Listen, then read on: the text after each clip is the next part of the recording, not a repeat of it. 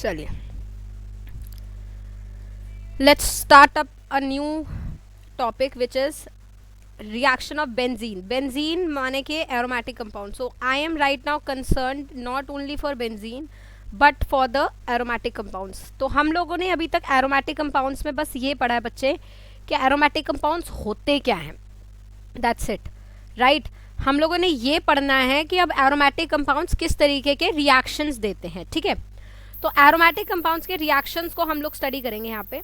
Mainly जो aromatic compound है, जो कि सबसे सिंपलेस्ट फॉर्म हमारा कौन सा है, बेंजीन है. ठीक है, अब अगर एक बेंजीन को देखोगे जो कि एक एरोमेटिक कंपाउंड है, तो आप उसे देखोगे इसके अंदर सारे डबल बॉन्ड है, मतलब this is fully unsaturated compound. हाँ या ना?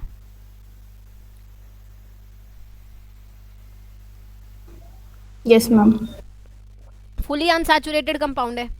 और अनसैचुरेशन मतलब डबल बॉन्ड जब प्रेजेंट होता है तो हमारे रिएक्शंस क्या होते हैं? हमारे रिएक्शंस होते हैं टेक्निकली इलेक्ट्रोफिलिक एडिशन रिएक्शंस, है ना. बट हम लोग ये सब जानते हैं कि अगर इलेक्ट्रोफिलिक एडिशन रिएक्शन होगा, जैसे अल्कीन है उसमें मैंने कोई भी इलेक्ट्रोफिलिक एडिशन रिएक्शन कराया, मतलब E+A- का रिएक्शन कराया, तो मेरा डबल बॉन्ड टूटता है और E और A ऐड हो जाते हैं.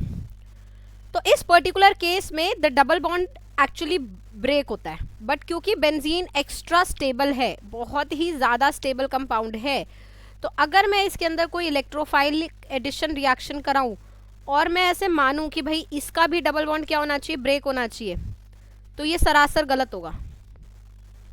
ऐसा कोई भी रिएक्शन हमें बेंजीन नहीं देने वाला, बिकॉज बेंजीन के डबल बॉन्ड्स एक्स्ट्राऑर्डिनरी स्टेबल है ड्यू टू साइक्लिक रेजोनेंस या फिर हाई रेजोनेंस एनर्जी या फिर इसकी एरोमेटिसिटी. तीनों रीजंस आप दे सकते हो. तो इस वजह से हमारा बेंजीन जो है it does not give any kind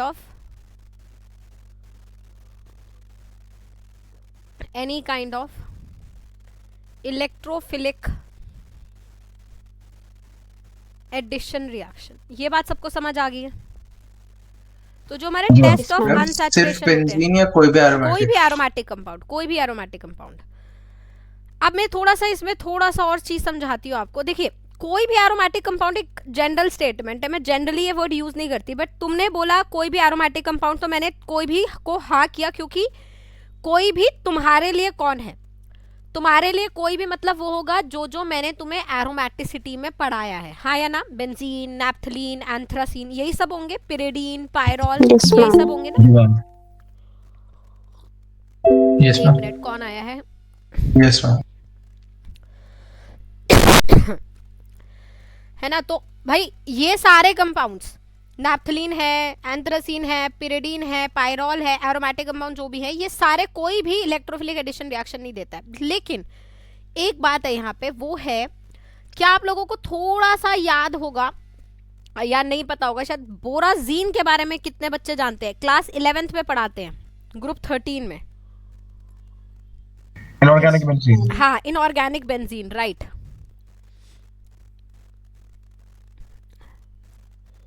जो कि इस तरीके का होता है, अगर किसी को नहीं पता है तो.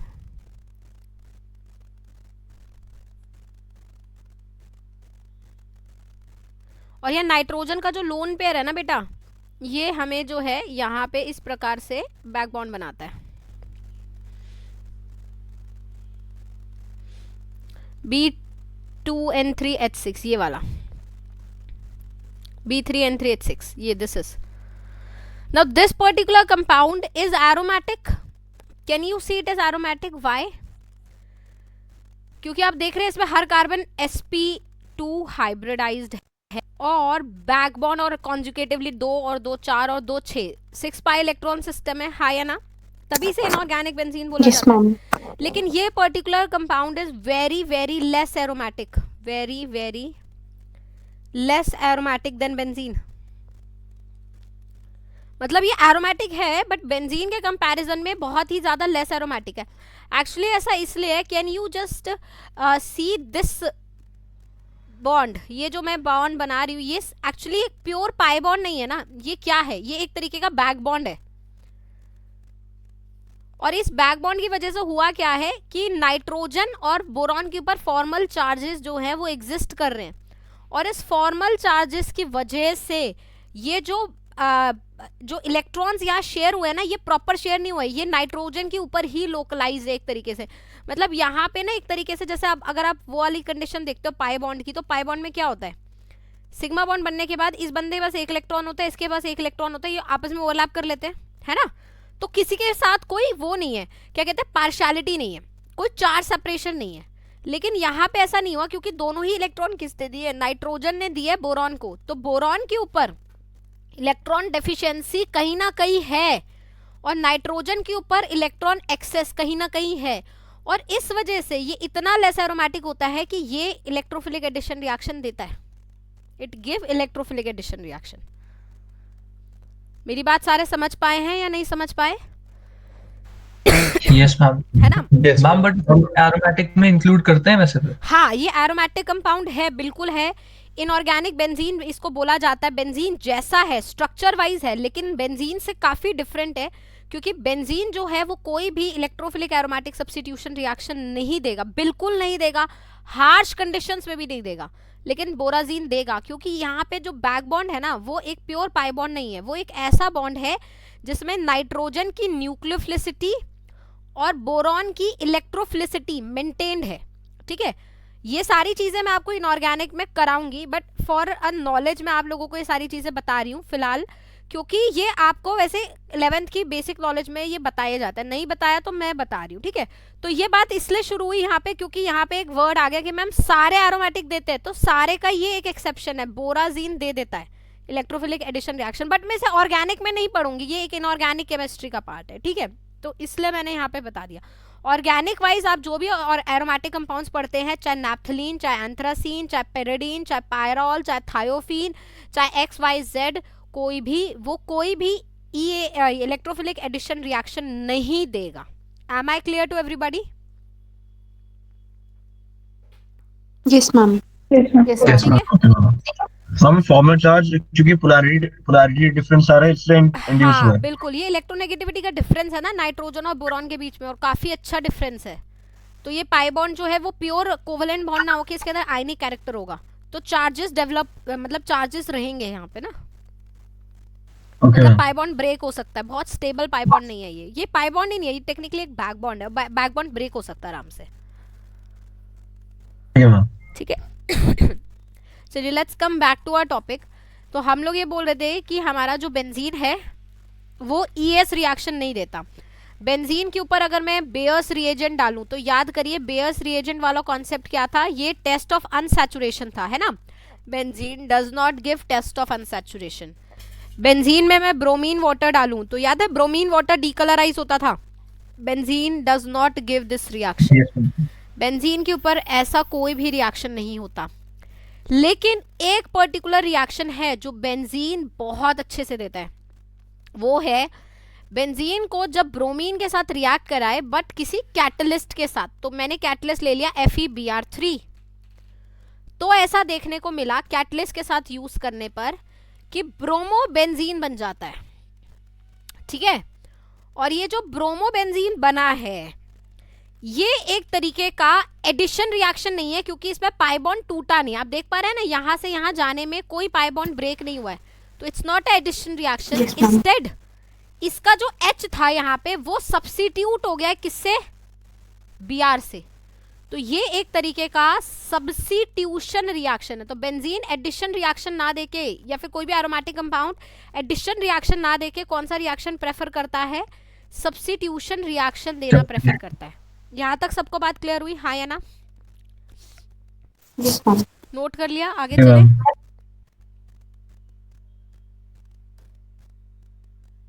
Yes, ma'am. Yes ma'am. अब आते हैं कि ये जो सब्स्टिट्यूशन रिएक्शन जिसकी मैंने बात करी है, ये किस तरीके का सब्स्टिट्यूशन रिएक्शन है। ये एक्चुअली एक तरीके का इलेक्ट्रोफिलिक सब्स्टिट्यूशन रिएक्शन है, जिसको इलेक्ट्रोफिलिक एरोमेटिक सब्स्टिट्यूशन के नाम से जाना जाता है, जिसको बोला जाता है EAS reactions. We call it as EAS reactions. ये रिएक्शन जो मैं अभी बताने वाली हूँ ES रिएक्शन, ये आपके पूरे रिएक्शन मैकेनिज्म में आपके साथ चलेगा। आप लोग रिकॉल करिए 12th में आप लोग जब ऑर्गेनिक पढ़ते हैं तो आप चैप्टर वाइज पढ़ते हैं ना, halo alkane, halo arenes, alcohol, ether, phenols, aldehyde, ketones and then carboxylic acid and derivatives. This is the sequence and means.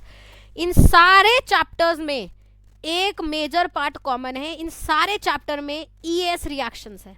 ठीक है, अब मैं हर जगह ES रिएक्शन आपको बार बार नहीं बताऊंगी कि भाई ये ES का मैकेनिज्म ये। We will be talking about all the ES reaction together in one go. ठीक है, ऑर्गेनिक चैप्टर वाइज नहीं पढ़नी, हर चैप्टर में एक एक बार बताओ कि फिनॉल का ES ऐसा है बेटा, बेंजोइक एसिड का ES ऐसा है बेटा, बेंजल्डिहाइड का ES, सारी ES सेम है। तो हम सारी ES को एक ही साथ अभी इस टाइम स्टडी कर रहे हैं। ठीक है, अब ES रिएक्शन का एक जनरल मैकेनिज्म है जो सब जगह कॉमन है, एक जनरल मैकेनिज्म है। तो वो जनरल मैकेनिज्म हम लोग स्टार्ट करते हैं। तो हमने बेंजीन लिया है बच्चे, उसके ऊपर कोई ना कोई कैटलिस्ट डाला, जैसे अभी आपने डाला था ब्रोमीन और FeBr3, और आपने देखा था आपको क्या मिल गया था बच्चे, ब्रोमोबेंजीन मिल गया था, हाँ या ना? Yes, ma'am. General mechanism ES का जो है, ध्यान से सुनेंगे सारे।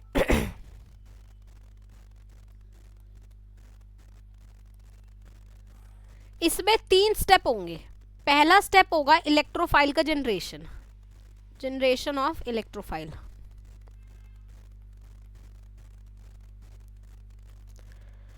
इसमें दूसरा स्टेप होगा attack of electrophile,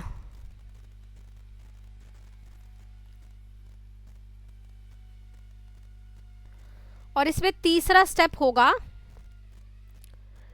regain of aromaticity. अब जरा ध्यान से देखिए यहाँ क्या होने वाला है। जैसे फॉर एग्जाम्पल ये पर्टिकुलर रिएक्शन है जिसको मैंने बोल दिया halogenation. This reaction is known as halogenation. Halogenation क्यों है? ऑफ कोर्स हैलोजन लग रहा है इसलिए ये रिएक्शन हैलोजिनेशन है। मैं इसको एज अ एग्जाम्पल लेके एक जनरल मैकेनिज्म बता रही हूँ।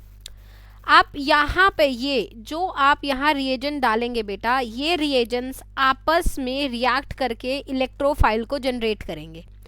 जैसे कि यहाँ पे क्या होगा, आपने ब्रोमीन लिया Br2, साथ में आपने डाला FeBr3, तो FeBr3 क्या करेगा, FeBr3 यहाँ से, क्योंकि FeBr3 एक लुईस एसिड है, तो जनरल बात ये हुई कि यहाँ पे आपको हैलोजन के साथ क्या लेना है बच्चे, लुईस एसिड लेना है। अब वो लुईस एसिड आप कोई भी ले सकते हैं, आप AlCl3 ले सकते हैं, आप FeBr3 ले सकते हैं, आप कोई भी लुईस एसिड ले सकते हैं। जो आप लुईस एसिड लेंगे उसका काम क्या होगा, यहाँ से Br-, क्योंकि Br- में इलेक्ट्रॉन होंगे ना, तो Br- को ये लुईस एसिड अपनी तरफ अट्रैक्ट करेगा, जनरेट करेगा Br+ एंड FeBr4-, राइट। तो ये जो Br+ जनरेट हुआ है यही मेरा क्या है बच्चे, इलेक्ट्रोफाइल। तो सबसे पहला सवाल ES से पूछा जाता है हर रिएक्शन में कि इस पर्टिकुलर रिएक्शन में इलेक्ट्रोफाइल कौन सा है, इस पर्टिकुलर रिएक्शन में इलेक्ट्रोफाइल कौन सा है। तो हैलोजिनेशन रिएक्शन में इलेक्ट्रोफाइल आपका क्या होता है, X+ या halogen plus is your electrophile. यहाँ तक बात सबको समझ आई है? Yes, ma'am. Yes, ma'am. Yes. अब Yes, ये ma'am. इलेक्ट्रोफाइल क्या करने वाला है, इस बेंजीन पे अटैक। ध्यान से सुनना मेरी बात को, ये बेंजीन है, इस पे इलेक्ट्रोफाइल ने किया अटैक। अब ये इलेक्ट्रोफाइल बेंजीन पे अटैक करेगा क्यों, पहला सवाल। इसलिए अटैक करेगा क्योंकि बेंजीन के ऊपर खूब सारी क्या है, इलेक्ट्रॉन डेंसिटी है। बट बेंजीन जो है इतने, अगर इसने इलेक्ट्रोफाइल पे अटैक करा तो ये बहुत ज़्यादा स्पीड से तो नहीं होगा, क्योंकि बेंजीन के अंदर इलेक्ट्रॉन डेंसिटी है हम मानते हैं, लेकिन बेंजीन क्या है, साथ साथ एरोमेटिक है। तो वो किसी भी शर्त पे, वो ये नहीं कह रहा कि भाई इलेक्ट्रोफाइल तू मेरे पास मत आ, जरूर आ, बेशक आ, लेकिन तू कुछ भी करेगा, अगर तू रिएक्ट करेगा तो तू एक ऐसा कंपाउंड बना जो कि मैं झेल सकूं, ऐसा ना हो कि मैं एक्सट्रीमली अनस्टेबल हो जाऊं। Do you understand the point?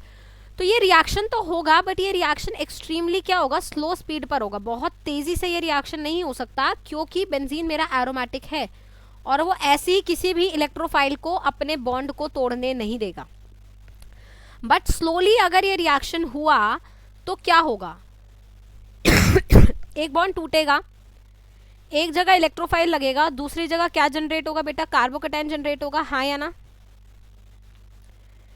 ये मेरा इंटरमीडिएट है रिएक्शन का जो फॉर्म हुआ है। और इस इंटरमीडिएट को बोला जाता है सिग्मा कॉम्प्लेक्स या फिर वीलैंड कॉम्प्लेक्स।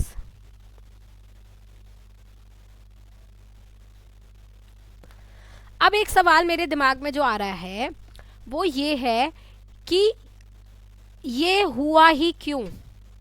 बेंजीन का तो एरोमेटिसिटी ब्रेक हो गया, तो ये स्टेप हुआ ही क्यों? बिल्कुल मैं मानती हूँ कि बेंजीन का एरोमेटिसिटी ब्रेक हो गया है, लेकिन जो ये कंपाउंड बना है, जो ये इंटरमीडिएट बना है, ये नॉन एरोमेटिक है लेकिन साथ साथ स्टेबल है, क्योंकि यहाँ पॉजिटिव चार्ज क्या है? रेजोनेंस स्टेबलाइज्ड, हाँ या ना? Yes ma'am. अगर ये पॉजिटिव चार्ज रेजोनेंस स्टेबलाइज नहीं होता और कोई एरोमेटिक कंपाउंड होता जिस पे इलेक्ट्रोफाइल का अटैक होता और रेजोनेंस स्टेबलाइज्ड कार्बोकैटायन नहीं बन रहा होता, तो ये रिएक्शन पॉसिबल ही नहीं होती। ये रिएक्शन पॉसिबल इसलिए हुई है क्योंकि इसका इंटरमीडिएट स्टेबलाइज्ड है वाया रेजोनेंस। बट हाँ, क्योंकि ये एरोमेटिक है तो ये रिएक्शन फास्ट स्टेप पे तो नहीं होगी, ऑब्वियस सी बात है।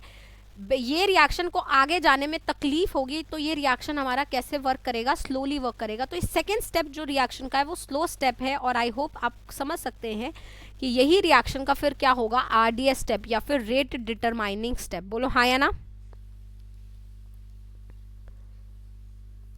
नोट कर लिया सबने?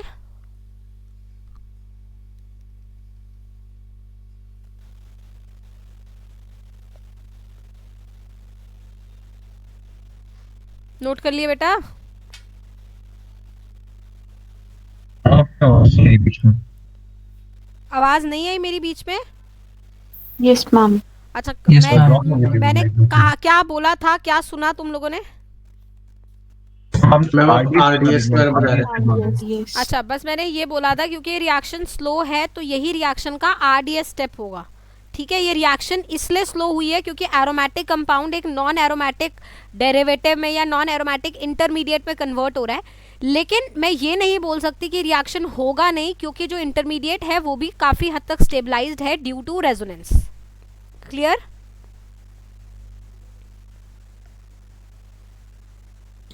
Yes ma'am. Yes ma'am.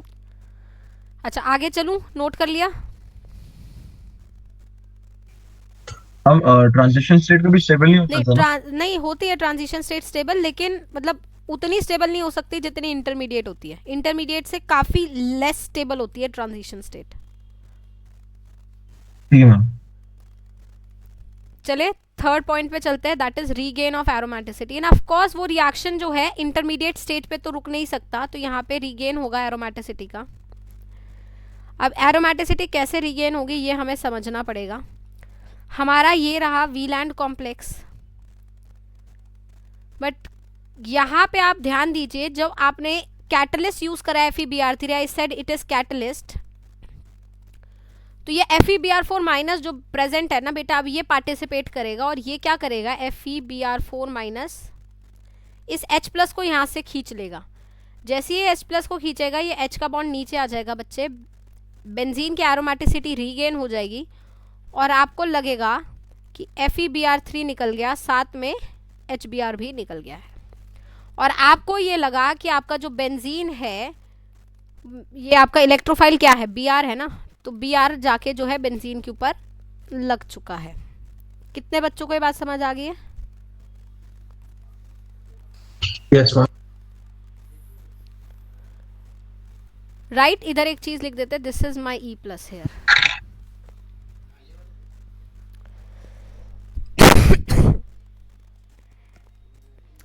तो चाहे आप कोई भी तरीके का आप ES कराएं, ये 3 स्टेप इसमें हमेशा क्या रहेंगे बेटा? फॉलो रहेंगे।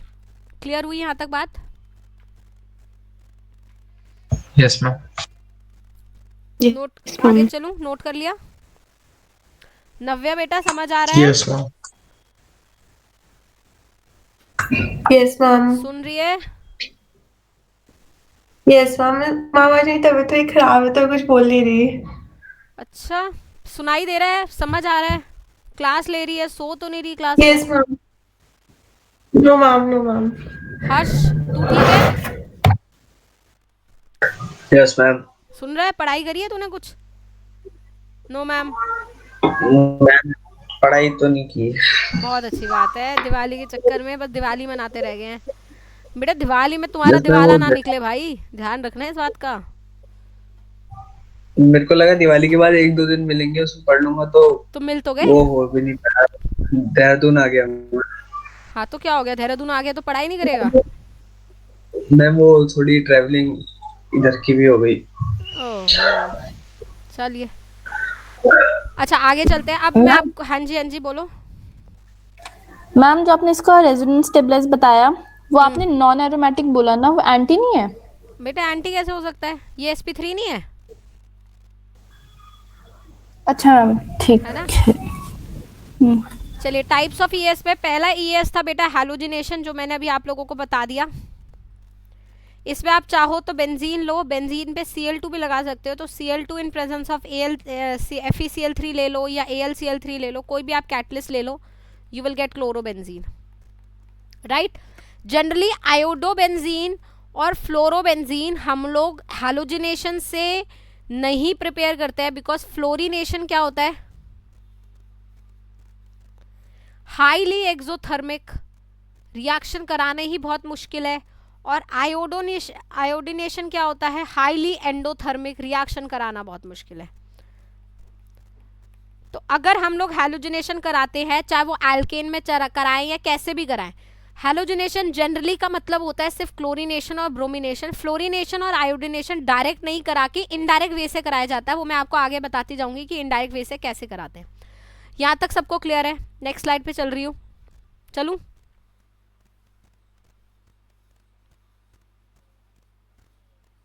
Yes, ma'am.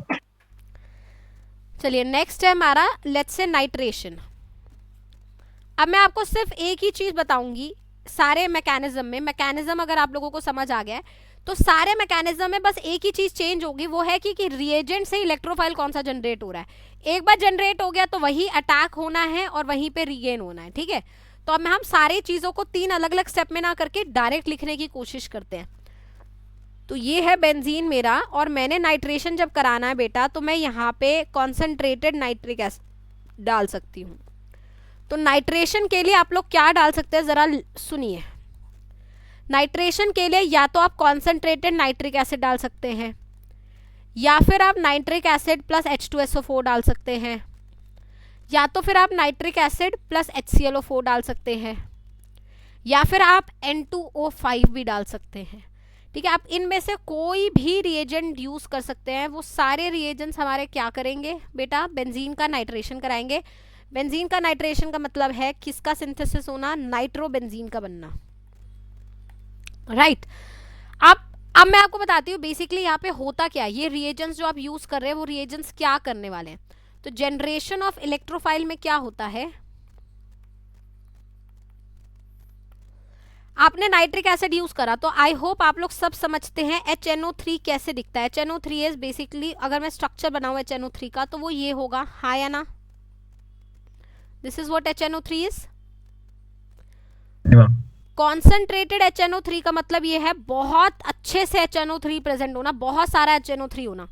तो एक HNO3 दूसरे HNO3 को क्या कर देगा बेटा, यहाँ पे प्रोटोनेट कर देगा। तो ये वाला HNO3 ने लेट्स से इस वाले HNO3 को क्या करा, प्रोटोनेट करा। तो जब प्रोटोनेट करा तो क्या होगा, जरा ध्यान देंगे मेरी बात को। यहाँ बनेगा OH2 प्लस, यहाँ अगर आप नोटिस करोगे तो NO3 माइनस बनेगा, हाँ या ना। ये H निकल गया यहाँ से और ये H कहाँ चला गया, इस O पे चला गया, तो प्रोटोनेशन होगी है यहाँ से। क्योंकि वाटर एक बहुत अच्छा लीविंग ग्रुप है, आपको बता चुकी हूँ, तो वाटर निकलेगा और ये बंदा कन्वर्ट हो जाएगा किसमें, NO2 प्लस में। तो हमारा रिएक्शन क्या है, 2 HNO3 आपस में रिएक्ट करके क्या बनाएंगे, NO2 plus plus water and NO3 minus. कितने बच्चों को ये बात समझ आई है, हाँ या ना। और ये NO2 प्लस ही मेरा क्या है बेटा, इलेक्ट्रोफाइल है। अब आपको जब पता है कि एक HNO3 को क्या करना है, प्रोटोनेट करना है, तो यहाँ पे जरूरी नहीं है कि आप HNO3 ही यूज करें। आप कोई भी HNO3 से अच्छा एसिड यूज कर सकते हैं जो प्रोटॉन दे। तो आप H2SO4 यूज कर सकते हैं, आप HClO4 यूज कर सकते हैं। कितने बच्चों को ये बात समझ आ गई है? Yes ma'am. ठीक है, तो या तो कॉन्सेंट्रेटेड नाइट्रिक एसिड यूज करो या फिर नाइट्रिक एसिड के साथ कोई स्ट्रॉन्ग एसिड यूज कर लो, यही होगा। और N2O5 प्लस जो है वो तो वैसे ही NO2 प्लस और NO3 माइनस में जो है ब्रेक हो जाता है। N2O5 जो है आप आगे जाके इनऑर्गेनिक में पढ़ेंगे, ये एक आयनिक कंपाउंड जैसे बिहेव करता है। तो जब ये NO2 प्लस और NO3 माइनस में टूट ही जाता है, मतलब ये तो डायरेक्ट ही हमें क्या दे देगा, NO2 प्लस दे देगा। और NO2 प्लस ही मेरा क्या है बेटा, इलेक्ट्रोफाइल है नाइट्रेशन के लिए। तो अब ये बेंजीन होगा जिसके ऊपर NO2 plus as a electrophile direct attack करेगा, व्हीलैंड कॉम्प्लेक्स बन जाएगा, एक जगह NO2 लग जाएगा और साथ में प्लस चार्ज आएगा। फिर ये जो NO3 माइनस प्रेजेंट है ये क्या करेगा, इस H प्लस को ले लेगा, रीगेन ऑफ एरोमेटिसिटी हो जाएगा। दोनों स्टेप्स को एक साथ ही लिखकर मैंने आपको समझाया है और आपका बेंजीन किस में बदल जाएगा, नाइट्रो बेंजीन में कन्वर्ट हो जाएगा। बात क्लियर सबको, हाँ या ना?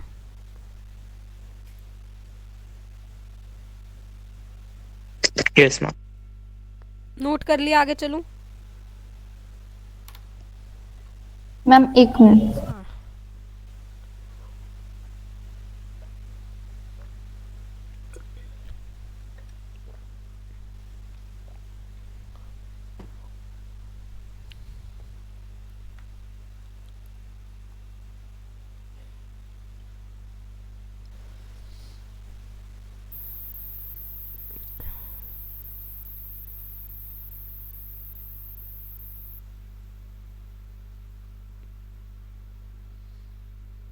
वो H को NO3 माइनस से रिमूव किया। हाँ,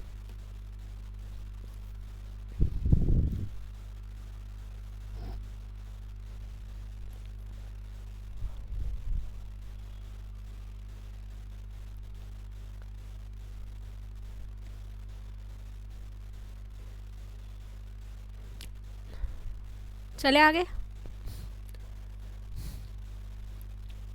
यस मैम। Yes ma'am. चलिए अब तीसरे वाले स्टेप पर आते हैं। ये नाइट्रेशन था, अब तीसरा हम लोग आते हैं Friedel craft alkylation.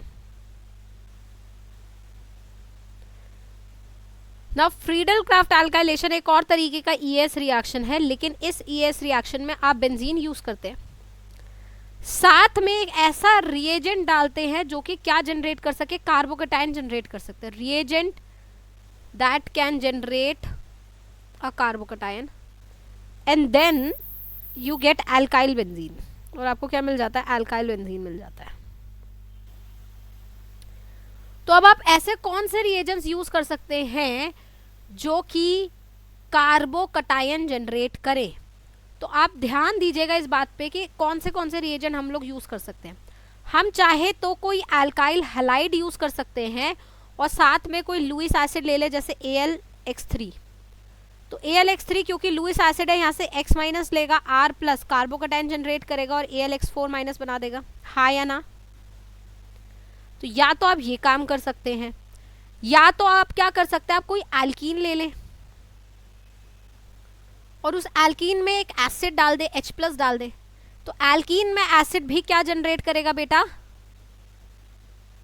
Carbocation generate करेगा, ठीक है। या फिर आप कोई अल्कोहल ले सकते हैं, अल्कोहल में H प्लस डाल सकते हैं। अल्कोहल में भी H प्लस डालोगे तो प्रोटोनेशन हो जाएगा, वाटर अच्छा लिविंग ग्रुप है, निकल जाएगा और क्या जनरेट हो जाएगा, कार्बोकैटायन जनरेट हो जाएगा। तो आपको कुछ भी करना है और एक कार्बोकैटायन जनरेट कराने वाला रिएजेंट यूज करना है। तो अल्काइल हैलाइड के साथ लुईस एसिड का कॉम्बिनेशन हो सकता है, एल्कीन के साथ H प्लस या एसिड का कॉम्बिनेशन हो सकता है, अल्कोहल के साथ भी एसिड का कॉम्बिनेशन आप यूज कर सकते हैं। इन तीनों में से कोई भी रिएजेंट आप यूज करेंगे वो रिएजेंट क्या जनरेट करेगा, कार्बोकैटायन जनरेट करेगा। और फ्रीडल क्राफ्ट एल्काइलेशन में कार्बोकैटायन ही हमारा इलेक्ट्रोफाइल है। सबको बात समझ आई, हाँ या ना? Yes ma'am. अच्छा, अब ये रहा बेटा मेरा बेंजीन। जैसे मैंने आपको बोला आप कार्बोकैटायन बनाओ, आप कैसे भी बनाओ। लेट्स से मैंने इस टाइम पे क्या लिया, एक एल्कीन ले लिया।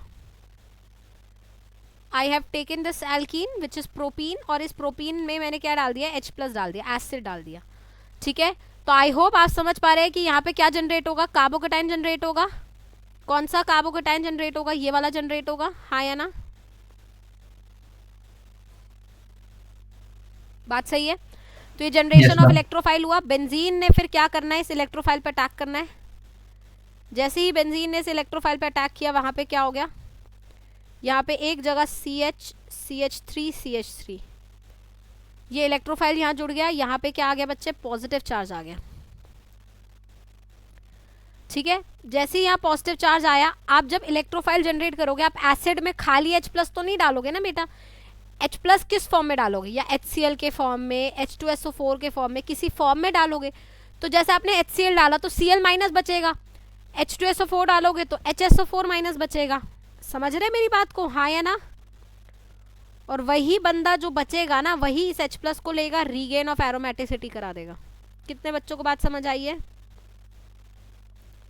और ये अल्काइल बेंजीन तैयार हो जाएगा आपके सामने। ये कौन सा बेंजीन जनरेट किया है, इसको बोला जाता है आइसोप्रोपाइल बेंजीन, और इसका दूसरा नाम है बच्चों cumene, we call it as cumene. समझ आई बात सबको, हाँ या ना? Yes ma'am. Yes ma'am.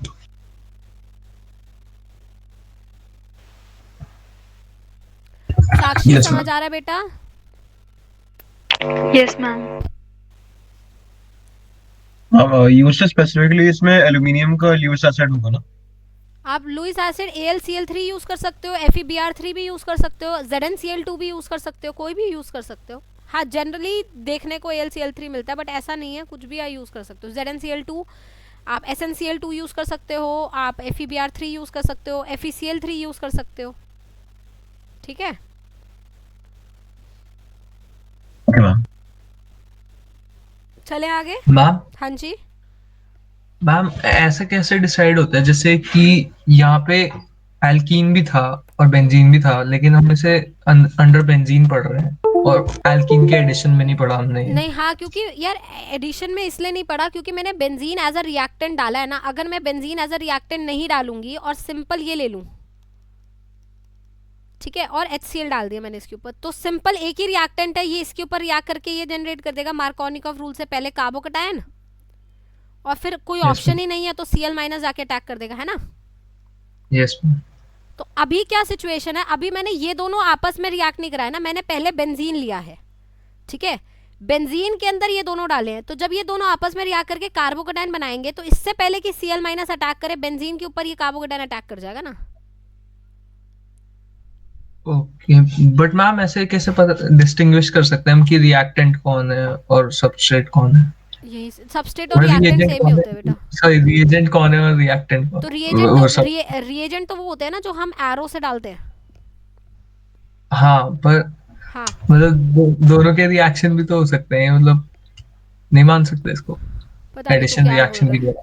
नहीं, एडिशन रिएक्शन तो हुआ ही है ना। Cl- देखो अगर कुछ भी नहीं होता तो Cl- ही अटैक करता ना उसके ऊपर, वो तो तुमने हाँ पहले ही हाँ पढ़ा हाँ। ES में, है ना?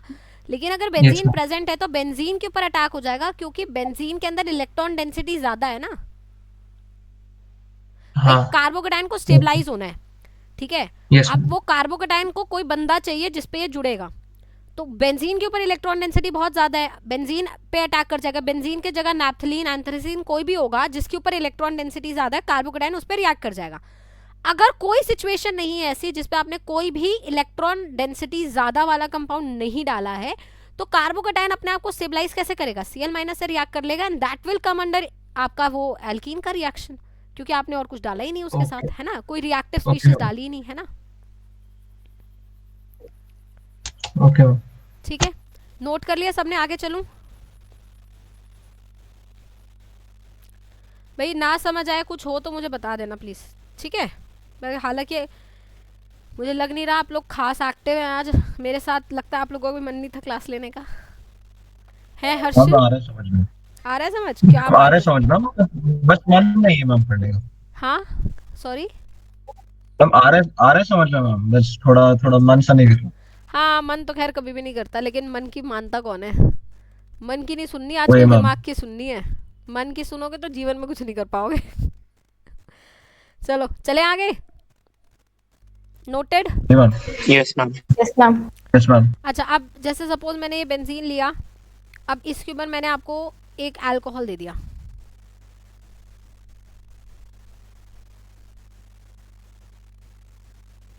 ठीक है, और अल्कोहल में डाल दिया साथ में एसिड H2SO4 या कुछ। मैं आपसे पूछ रही हूँ प्रोडक्ट बनाइए। तो सबसे पहले क्या होगा, जैसे मैंने आपको बताया, आपको ये खुद से समझना पड़ेगा कि अगर आपने एक अल्कोहल लिया है तो अल्कोहल पे एसिड फ्रीडल क्राफ्ट अल्काइलेशन कराएगा, हाँ या ना? प्रोटोनेशन हुआ वाटर का, वाटर निकल गया, कार्बोकेटाइन जनरेट हो गया।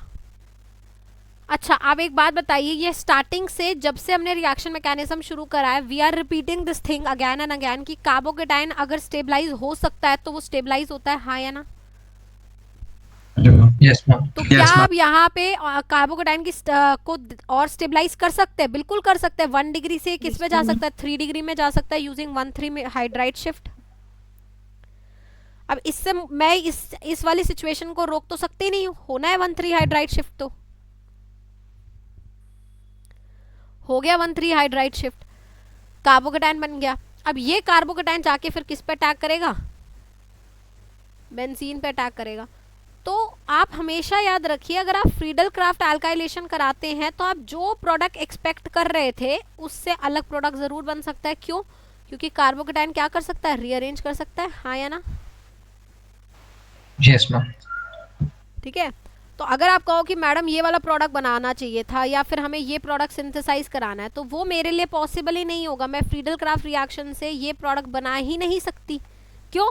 क्योंकि मैं कार्बोकेटाइन के रीअरेंजमेंट को रोक ही नहीं सकती। 1,2 हाइड्राइड शिफ्ट है ना? तो ये चीज याद रखिए कि फ्रीडल क्राफ्ट अल्काइलेशन में you can get unexpected products because carbocation can undergo rearrangement. Friedel cat alkylation can give unexpected products as carbocation can undergo rearrangement।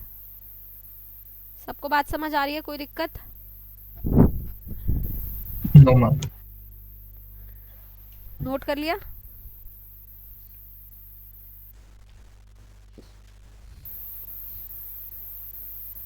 Yes ma'am.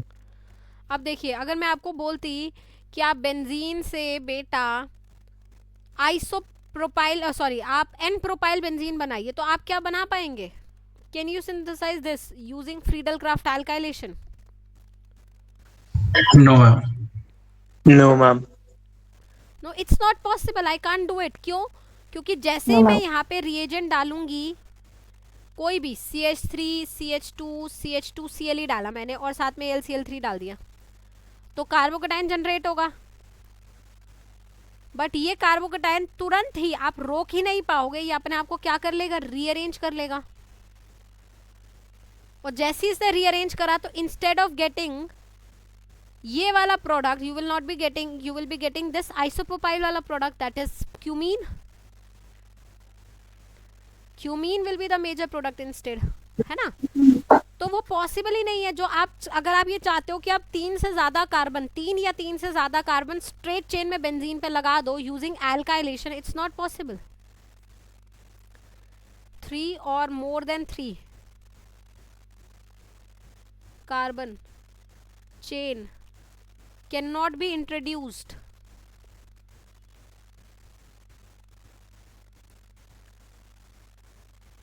on benzene without rearrangement.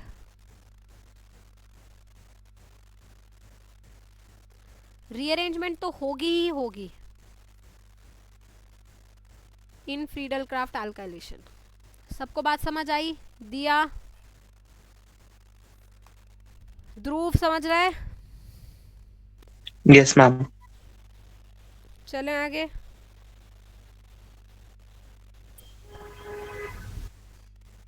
Yes, ma'am. Note कर लिया?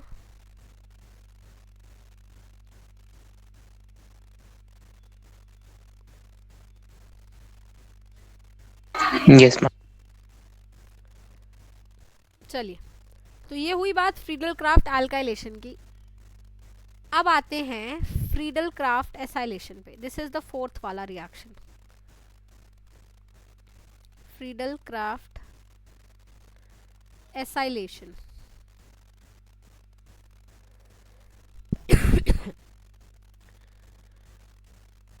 Friedel Crafts acylation में बेटा हम लोग benzene use करते हैं,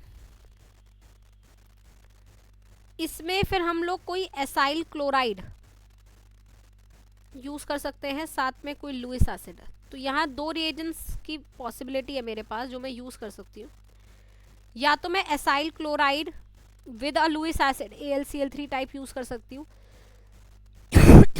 या तो मैं एनहाइड्राइड यूज कर सकती हूँ विद AlCl3। तो या तो एनहाइड्राइड विद AlCl3 यूज कर लो, या फिर कोई भी acyl chloride with AlCl3 use कर लो। This is the reagent that you can use. दो ही पॉसिबिलिटी है। तो इस रिएजेंट को यूज करने से होगा क्या, RCOCl को अगर मैं AlCl3 के साथ यूज करूं तो ये Cl यहाँ चला जाएगा और आपको क्या मिल जाएगा, एक कार्बोकटायन। हाँ या ना, ये बात सबको समझ आ रही है? ये जो कार्बोकटायन जनरेट हुआ है बेटा, इसको जरा ध्यान से देखना, इसे बोला जाता है असाइल कार्बोकटायन। ये आपको GOC में कितने बच्चों ने ऑनेस्टली मेरा असाइनमेंट सॉल्व करा था GOC का? Yes ma'am. तो आप लोगों Yes, ने ma'am. इस तरीके का क्वेश्चन देखा था, मोस्ट स्टेबल कार्बोकटायन। उसमें ये वाला कार्बोकटायन आता है जिसे मैं कहती हूँ this is most stable, very stable carbocation. और इसमें कोई रीअरेंजमेंट नहीं है, ऐसे कार्बोकटायन में कोई रीअरेंजमेंट की पॉसिबिलिटी नहीं होती। क्यों है ये मोस्ट स्टेबल?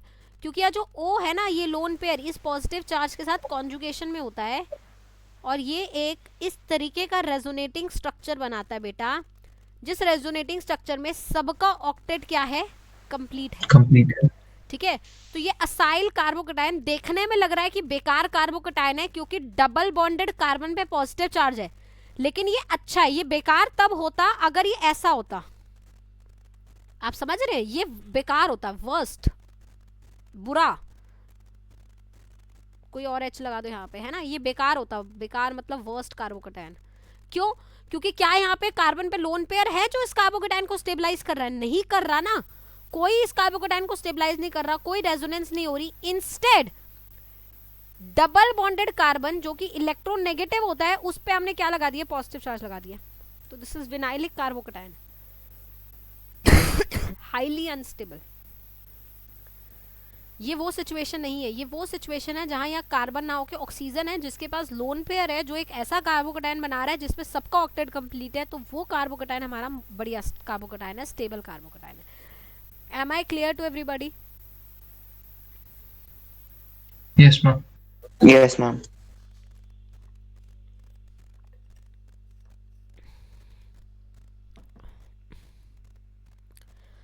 तो ये छोटी छोटी सी जो चीज़ें हैं जो आपके दिमाग में कंफ्यूजन क्रिएट करें आगे जाके, उसको मैं इसलिए पहले से आपको समझा रही हूँ। तो इस प्लीज़ इन सब चीज़ों को नोट कर लिया करें और ध्यान रखा करें, तभी ऑर्गेनिक समझ आएगी, है ना?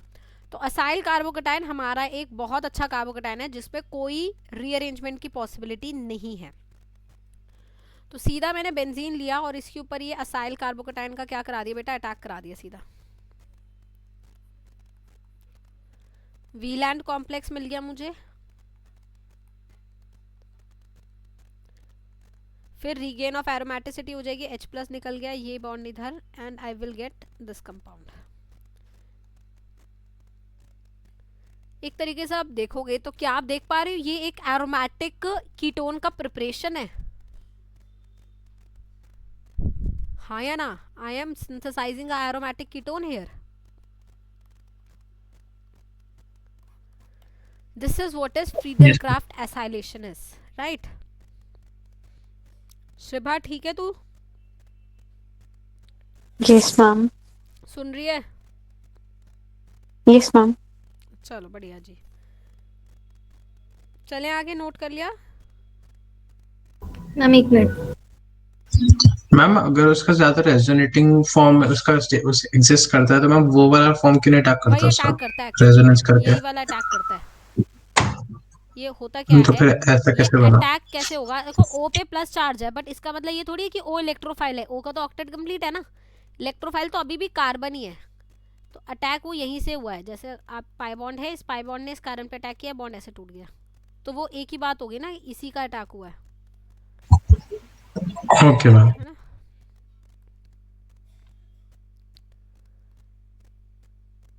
लावण्य सुन रही है बेटा? सब ठीक ठाक? Yes, ma'am. चले आगे। Yes, ma'am. कार्बन है तो उसमें कोई पोलैरिटी तो है नहीं, मतलब नेगेटिव चार्ज। नहीं तो ऐसा बेटा ज़रूरी नहीं होता। देखो कार्बन डाइऑक्साइड जो है ना, इसमें भी जो कार्बन है वो इलेक्ट्रोफिलिक होता है। कार्बन, वो सारे कार्बन जो कि एक डबल बॉन्डेड साइट पे है, मतलब डबल बॉन्डेड किसी एटम से अटैच है, वो सारे कार्बन इलेक्ट्रोफिलिक होते हैं। क्यों? क्योंकि डबल बॉन्ड टूट सकता है ना। तो ये कार्बन पे भी कोई पोलैरिटी नहीं है, इसका तो न्यू इनफैक्ट 0 है कार्बन डाइऑक्साइड का, लेकिन फिर भी इसका कार्बन इलेक्ट्रोफिलिक है। अगर मेरे पास कोई भी न्यूक्लियोफाइल होगा, ये इस कार्बन पे अटैक करेगा। क्यों? क्योंकि इस कार्बन से यहाँ से क्या निकल सकता है? बॉन्ड निकल सकता है, ये बॉन्ड टूट सकता है। समझ रहे बात को? हाँ जी मैम। तो कोई भी कार्बन जो कि डबल बॉन्डेड है वो एक इलेक्ट्रोफिलिक सेंटर के जैसे बिहेव कर सकता है। कर सकता मतलब ऐसा नहीं हमेशा करता है, कर सकता है डिपेंडिंग अपॉन कंडीशन। जैसे CO2 में भी ये बिहेव करेगा इलेक्ट्रोफिलिक सेंटर के जैसे, ठीक है। अच्छा, जब आप ये लेते हो, कोई आप एल्कीन बनाते हो, देखो ये आपने एल्कीन बनाया, ठीक है। इस एल्कीन पे जब आप ES भी आप इस पे इलेक्ट्रोफिलिक एडिशन भी कराओगे, तो भी आप एक तरीके से ये सोचो ना कि ये वाला बॉन्ड टूट के यहाँ जा सकता है ना। तो जब ये बॉन्ड टूट के जा सकता है तो इस कार्बन पे पॉजिटिव चार्ज तो होगा, तो ये कार्बन एक इलेक्ट्रोफिलिक सेंटर है ना। क्यों नहीं है? बिल्कुल है ना। तो ऐसा कोई भी कार्बन जो डबल बॉन्ड से अटैच है वो कार्बन इलेक्ट्रोफिलिक सेंटर जरूर होगा, चाहे उस पर पॉजिटिव हो या ना हो। क्लियर? जी मैम।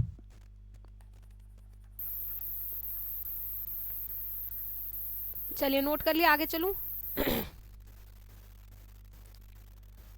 अब आई नेक्स्ट बात कि ठीक है, तो अगर मुझे कभी भी, क्योंकि यहाँ पे रीअरेंजमेंट पॉसिबल नहीं है ना, तो अगर मुझे कितने भी कार्बन स्ट्रेट चेन में अरेंज करने हैं तो मैं यहाँ जरूर कर सकती हूँ। लेट्स से मुझे 4 कार्बन स्ट्रेट चेन में अरेंज करने हैं, तो मैं, या 3 कार्बन स्ट्रेट चेन में अरेंज करना है तो मैं कर सकती हूँ, कोई दिक्कत नहीं, क्योंकि इसमें कोई भी स्कोप नहीं है रीअरेंजमेंट का। तो अगर आप कोई R ग्रुप ऐसा बल्कि सा ले ले, तो इसमें भी जब कार्बोकेटाइन बनेगा बेटा तो वो यही बनेगा, हाँ या ना।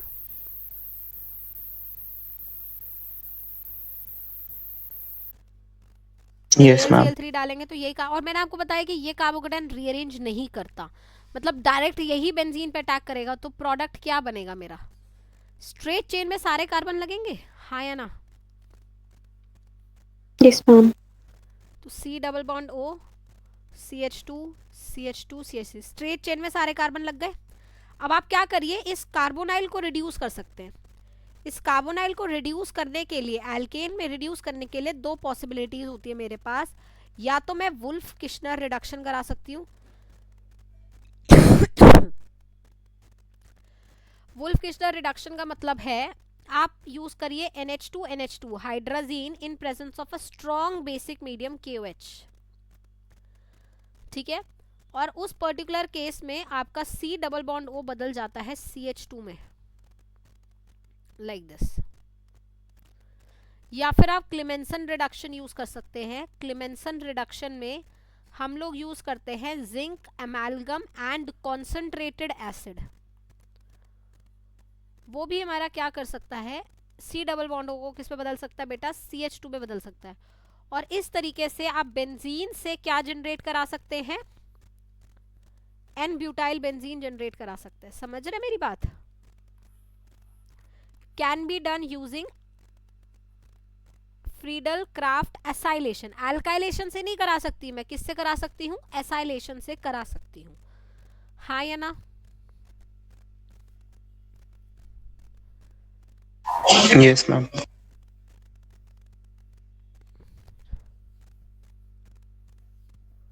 चले आगे।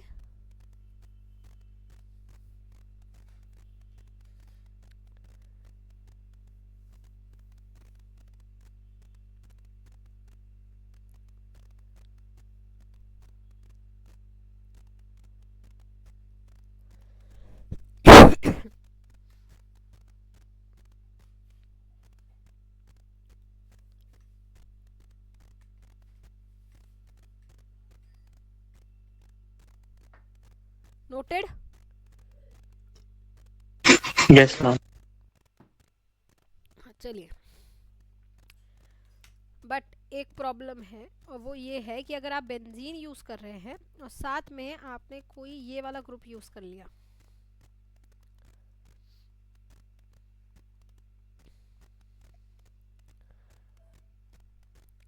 तो क्या आप क्या एक्सपेक्ट करेंगे, what should be your product? Your product should be this, isn't it? Yes, ma'am. Yes, ma'am. Not formed, 0%। Main product इस रिएक्शन का ये होता है। अब ये वाली चीज आपको ध्यान रखनी पड़ेगी। This is the main product. Now why is this happened?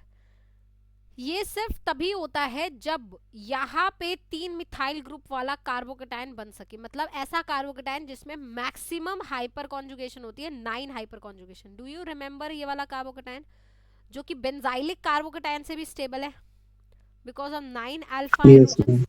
तो सिर्फ और सिर्फ Yes, ma'am. इसी केस में ऐसा होगा और किसी केस में नहीं होता। होता क्या है, आप जब कार्बोकेटायन बनाते हैं, एसाइल कार्बोकेटायन बनाते हैं, तो वो कौन सा बनेगा? वो ये वाला बनेगा, हाँ या ना? Right?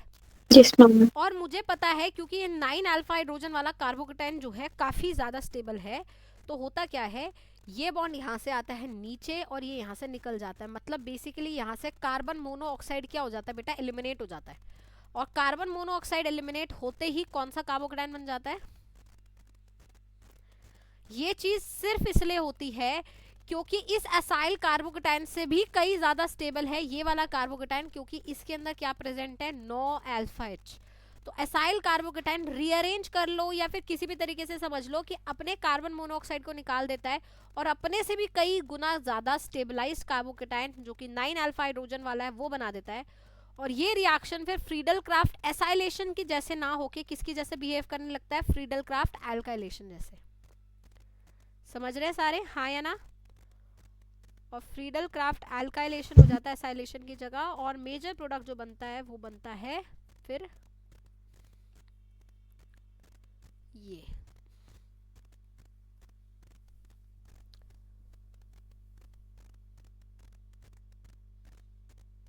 This is tertiary butyl benzene. बात समझ आई सबको, हाँ या ना? तो ये सिर्फ और सिर्फ तभी पॉसिबल है जब आप का 9 अल्फा एच वाला कार्बोकेटायन पॉसिबल हो, अदरवाइज ये चीज कभी भी नहीं होगी। क्लियर?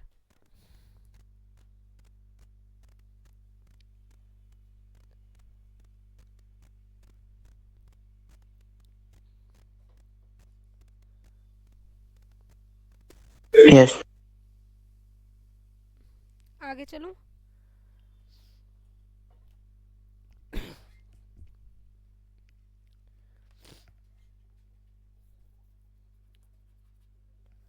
आगे चले बेटा।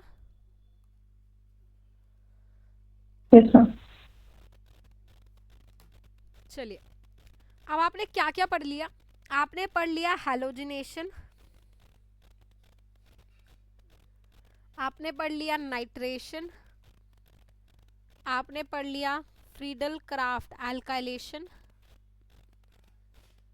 And Friedel Crafts acylation. मैं इन 4 ईएस रिएक्शन की अगर बात करूं, ये 4 ईएस रिएक्शन जनरल मैकेनिज्म को फॉलो कर रहे हैं, जो जनरल मैकेनिज्म मैंने आपको समझाया जिसमें 3 स्टेप है। इलेक्ट्रोफाइल का बनना, इलेक्ट्रोफाइल का अटैक होना, रीगेन ऑफ एरोमेटिसिटी होना। ठीक है, ये सारे मैकेनिज्म जो भी मैंने बात बताई है, इन सब में अगर आप नोटिस करो, मैं वापस से एक और बार आपको मैकेनिज्म समझा देती हूँ। इलेक्ट्रोफाइल अटैक करता था बेंजीन पे, हाँ या ना? Yes, ma'am. वीलैंड कॉम्प्लेक्स बनता था पहले स्टेप में, फिर उसके बाद ये H निकलता था, रीगेन ऑफ एरोमेटिसिटी होता था। ये वाला बंदा हमारा क्या होता था? इंटरमीडिएट।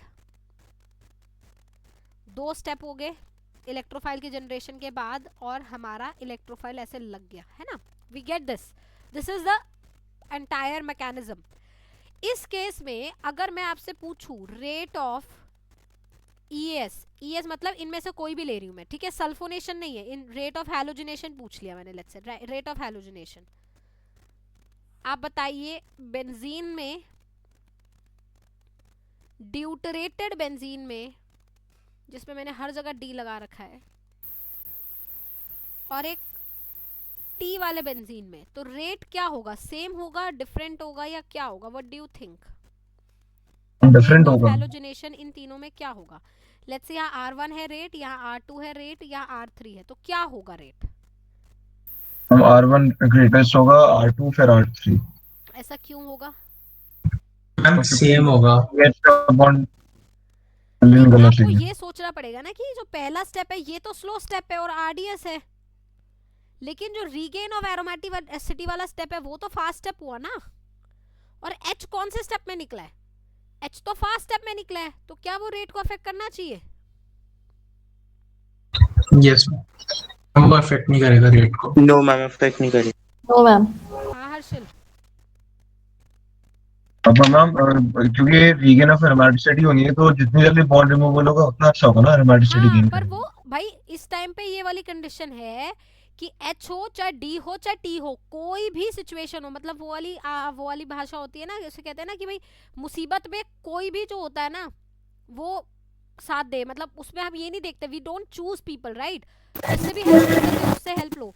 तो ये H जैसे मेरे पास है, चाहे यहाँ H है चाहे यहाँ D है चाहे T है, मुझे गेन करना है एरोमेटिसिटी, चाहे H हो चाहे D हो चाहे T हो, ये रिएक्शन का स्टेप फास्ट ही होगा, तो इसका रेट पर कोई इफेक्ट थोड़ी होगा। रेट का इफेक्ट तो सिर्फ यहाँ पर होगा ना, जो भी RDS स्टेप में चीजें इन्वॉल्व होंगी, जो भी बॉन्ड RDS स्टेप में टूटेंगे वही रेट को इफेक्ट करेंगे ना। समझ ठीक है रहा मैम। बात को? नहीं समझ रहा? हाँ जी, समझ लिया मैम। यहाँ पे मैं D भी लगा दूं तो भी वो उतनी तेजी से टूटेगा, क्यों? क्योंकि टूटना जरूरी है, समझा? तो यहाँ पे रेट क्या होना चाहिए? तीनों जगह बराबर होना चाहिए, हाँ या ना? Yes ma'am. Because yes ma'am. carbon hydrogen bond is broken in fast step, so will not affect rate of reaction.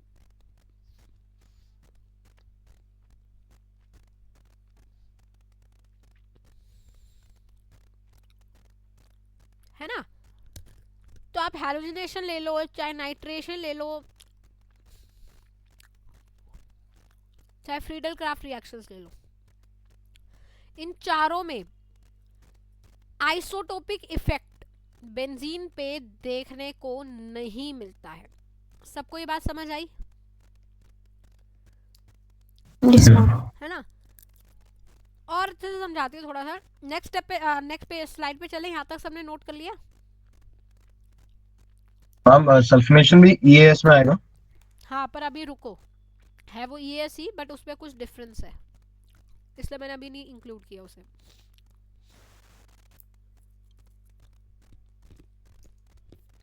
चले? Yes ma'am. अब देखो मैं क्या कर रही हूँ, मैं हैलोजिनेशन, नाइट्रेशन और फ्रीडल क्राफ्ट रिएक्शन, इनके रिएक्शन प्रोफाइल बना रही हूँ, डायग्राम, जिसमें हम लोग यहाँ क्या लेते हैं, यहाँ हम लेते हैं एनर्जी, यहाँ हम लेते हैं प्रोग्रेस ऑफ रिएक्शन। आप लोगों को याद होगा फर्स्ट क्लास, उस फर्स्ट क्लास में हम लोगों ने ये ऐसे ग्राफ्स बनाए थे, जिसमें मैंने बोला था नंबर ऑफ स्टेप्स जो होते हैं वो हम्स के बराबर होते हैं, हाँ या ना? Yes ma'am. Yes ma'am. तो अभी मेनली यहाँ पे दो ही स्टेप है ना, एक स्लो स्टेप है इलेक्ट्रोफाइल के जनरेशन के बाद अटैक वाला, और एक फास्ट स्टेप है जिसमें रीगेन हो रहा है एरोमेटिसिटी का। तो बेटा लेट्स से ये रिएक्टेंट है, लेट्स से प्रोडक्ट है, आप मान सकते हो product more stable then reactant, less stable then reactant, आप कुछ भी मान सकते हो। इंटरमीडिएट कहीं यहाँ होगा, this is the Wheland complex of the intermediate.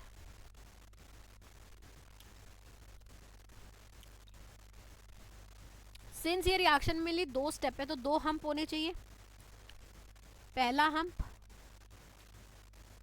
दूसरा हम्प। और मैंने हमेशा ये चीज डिस्कस करी है कि दूसरा हम्प छोटा होता है पहले से, तभी रिएक्शन आगे जाएगा, अगर दूसरा वाला ज्यादा बड़ा होगा तो रिएक्शन पीछे आने की कोशिश करेगा, है ना? Yes ma'am. बेसिक।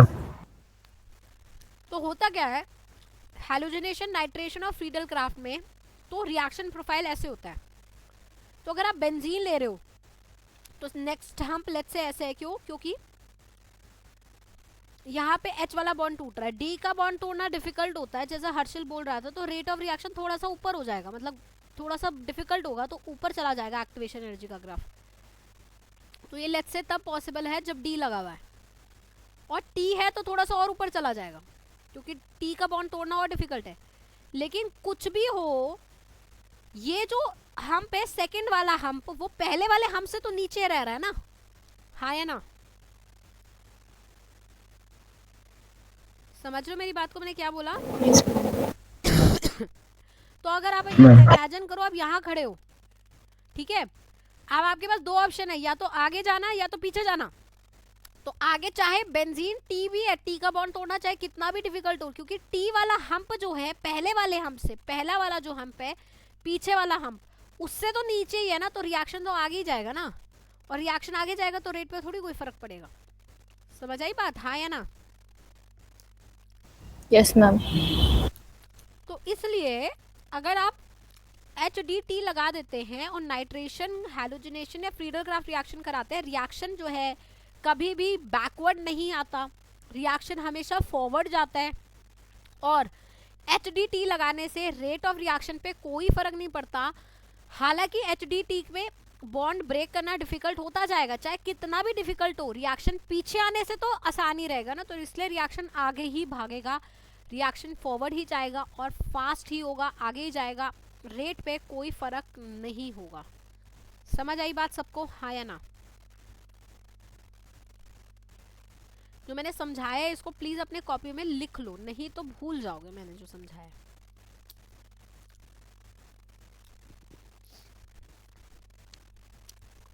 कोई भी जिसको ना समझ आओ प्लीज पूछ लो।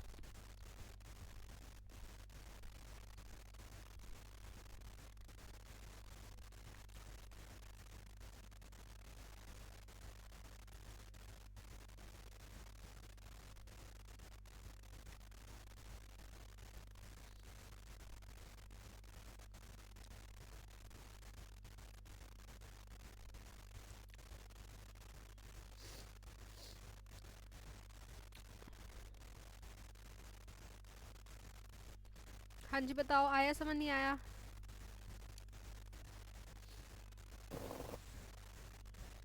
Yes ma'am. Yes ma'am. चले आगे। मैम मतलब बहुत नेग्लिजिबल अमाउंट पे भी नहीं होता रिएक्शन पे इफेक्ट? बेटा रेट कभी भी इस स्टेप से देखा ही नहीं जाएगा, रेट इस वाले स्टेप से देखा जाएगा। ओके। क्योंकि ये इसकी एक्टिवेशन एनर्जी ज्यादा है, एक्टिवेशन एनर्जी ज्यादा मतलब स्लो स्टेप हो गया ना। और मैम जो इसके आगे जो इसका ओके, जब तक सेकंड स्टेप के एक्टिवेशन एनर्जी पहले स्टेप के बराबर नहीं होगी ना, तब तक सेकंड स्टेप को इंपॉर्टेंस नहीं दी जाएगी। मैम जो सेकंड स्टेप है वो ऐसा है कि उसके लिए कोई एनर्जी हमें प्रोवाइड तो करनी नहीं है, इसलिए वो अपने आप तीनों में स्मूथली ही होता चल राइट जाएगा। Right right, that's what I am trying to. भाई वो बोलते हैं ना, मुसीबत में गधे को भी बाप बनाना चाहिए, ये वो वाली कंडीशन है। ओके, तो सबकी स्पीड इक्वली होगी। हाँ, तुम मुसीबत में फंस गए, क्यों? क्योंकि तुम्हारा जो इंटरमीडिएट होगा वो हमेशा क्या होगा, हाई एनर्जी स्टेट होगा ना, उससे तुम्हें स्टेबलाइज तो होना है, ठीक है? Yes, चाहे ma'am. एच निकाल के हो, चाहे डी निकाल के हो, चाहे टी निकाल के हो, चाहे कुछ भी हो, होना ही होगा स्टेबलाइज।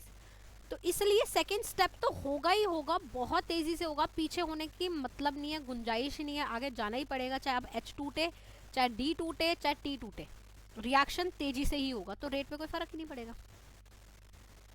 भाई देखो, Okay. एक बात बताओ, कोई एक रिएक्शन है जो बहुत तेजी से हो रहा है, ठीक है? बहुत तेजी से मतलब क्या हो गया, 1 सेकेंड में कंप्लीट हो रहा है, ठीक है? पलक झपकते ही कंप्लीट हो रहा है। अब क्या होगा, डी लगाने से 1 सेकेंड में नहीं तो 1.1 सेकेंड में कंप्लीट हो जाएगा, 1.2 सेकेंड में। लेकिन अभी भी मेजरेबल थोड़ी है वो चीज़, मेजर कर सकते हो नहीं ना, तुम्हारे लिए तो फास्ट ही है ना वो। Yes, ma'am. मेजर तो मैं तब करूंगी ना कि पहले भाई 10 मिनट में हो रहा था, अब 10 मिनट में नहीं हो रहा रिएक्शन, अब रिएक्शन को करने में 15 मिनट लग रहे हैं, तो एक मेजरेबल चीज़ आई मेरे सामने, ठीक है? तो ये क्योंकि इसलिए मैं कहती हूँ कि रेट को स्लो स्टेप से मेजर करना होता है। स्लो का मतलब ये नहीं होता कि रिएक्शन को महीने लग जाए, स्लो का मतलब होता है इतना टाइम इंटरवल लगे जो तुम मेजर कर सको, और फास्ट का मतलब होता है वो टाइम इंटरवल लगे जो आप मेजर ही ना कर सको। तो चाहे टाइम ज़्यादा लग रहा हो, डी को तोड़ने में टाइम ज़्यादा लगेगा, बट मेरे लिए वो फास्ट ही होगा, क्योंकि मेजर ही नहीं कर पाऊंगी मैं, वो अभी भी फास्ट है, 1 सेकेंड नहीं तो 1.2 सेकेंड में हो जाएगा। समझ रहे हो बात को, हाँ या ना? Yes, ma'am. तो ये रिएक्शन प्रोफाइल सबको समझ आया? तो कहने का मतलब ये है हैलोजिनेशन, नाइट्रेशन और फ्रीडल क्राफ्ट में रिएक्शन प्रोफाइल ऐसा होता है कि H लगाओ, D लगाओ या T लगाओ, सेकेंड वाला जो स्टेप है उसका हम पहले वाले स्टेप के हम से हमेशा क्या रहेगा, नीचे ही रहेगा। तो रिएक्शन फॉरवर्ड ही जाएगा। रिएक्शन के रेट पे HDT के लगाने से कोई फर्क, मेजरेबल फर्क हमें नहीं देखने को मिलेगा। M I clear? नोट कर लिया सबने अपने रजिस्टर्स में, कॉपियों में? Yes, ma'am. अब यही बात Yes, चलती ma'am. है नेक्स्ट केस पे, which is another case of sulphonation. Sulphonation भी एक तरीके का ES रिएक्शन ही है, बट मैं इसे अलग से क्यों पढ़ा रही हूँ? इसे हम इसलिए अलग से पढ़ा रहे हैं क्योंकि सल्फोनेशन जो होता है वो रिवर्सिबल इन नेचर होता है। It is reversible in nature. ये रिएक्शन ही रिवर्सिबल है। तो अगर आप बेंजीन ले रहे हो और आप इसमें कॉन्सेंट्रेटेड H2SO4 डाल रहे हैं, रिएक्शन को रिवर्ट कर सकते हैं और सल्फोनिक एसिड बना सकते हैं।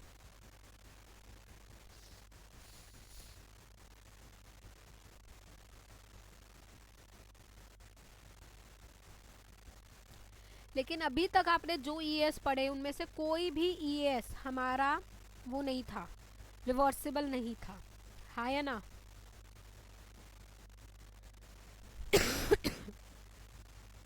राइट बट ये वाला रिएक्शन हमारा क्या है, रिवर्सिबल है। अब ऐसा क्यों है? एक्चुअली यहाँ पे क्या है कि हमारा इलेक्ट्रोफाइल बहुत ज़्यादा स्ट्रॉन्ग नहीं होता। यहाँ पे आप H2SO4 यूज़ कर सकते हैं। आप रिएजेंट कौन से यूज़ कर सकते हैं पहले ये सोचिए। या तो आप कॉन्सेंट्रेटेड H2SO4 यूज़ कर सकते हैं या फिर आप ओलियम भी यूज़ कर सकते हैं, H2O7। होता क्या है, H2SO4 इज दिस। आप स्ट्रक्चर बनाइए H2SO4 का।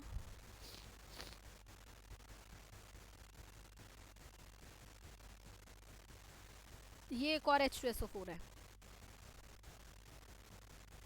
तो दो H2SO4 मिलके क्या करते हैं, सबसे पहले एक H2SO4 क्या होगा बेटा, यहाँ प्रोटोनेट होगा। तो अगर एक OH इसका प्रोटोनेट हुआ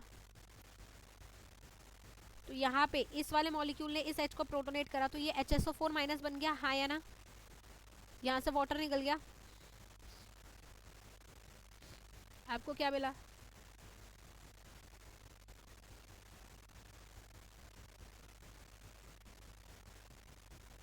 ये मिला। अब क्या होगा यहाँ पे, ये जो H प्लस है ना ये निकलेगा, इसके लोन पे जो है इस पॉजिटिव चार्ज को स्टेबलाइज करेंगे तो हमें मिलेगा SO3 H3O plus and HSO4 minus. Now this SO3 that we get is actually the electrophile. तो ये इकलौता ऐसा ES रिएक्शन है जिसमें इलेक्ट्रोफाइल पे पॉजिटिव चार्ज नहीं है। हैलोजिनेशन में Br plus electrophile was positively charge, nitration NO2 plus positive charge, carbocation positive charge, acyl carbocation positive charge. तो जितने भी ES पढ़े उसमें सारे में इलेक्ट्रोफाइल क्या था, पॉजिटिवली चार्ज। लेकिन यहाँ पे इलेक्ट्रोफाइल क्या है, न्यूट्रल। समझ पा रहे सारे, हाँ या ना? Yes ma'am. ये इलेक्ट्रोफाइल है ही क्यों, कौन बताएगा? Ma'am electron deficient. क्यों है?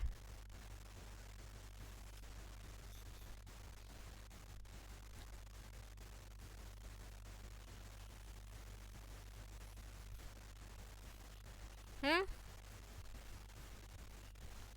सो गए, जिंदा है? हम हैं। मैम सोच रहे हैं। लोन पे नहीं। अरे जरूरी है क्या लोन पेयर होना? सल्फर के पास वेकेंट डी ऑर्बिटल्स नहीं होते क्या?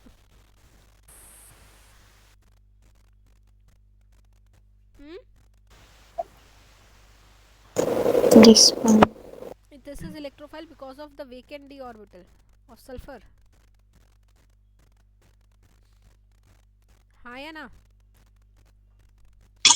यस ठीक है, तो इलेक्ट्रोफाइल का मतलब सिर्फ ये नहीं कि पॉजिटिव चार्ज वाला होगा, जिसके पास वेकेंट ऑर्बिटल होंगे वो भी इलेक्ट्रोफाइल होगा। तो SO3 इलेक्ट्रोफाइल है क्योंकि इसके d ऑर्बिटल वेकेंट है। यहाँ तक क्लियर हुआ सबको? चलूं आगे?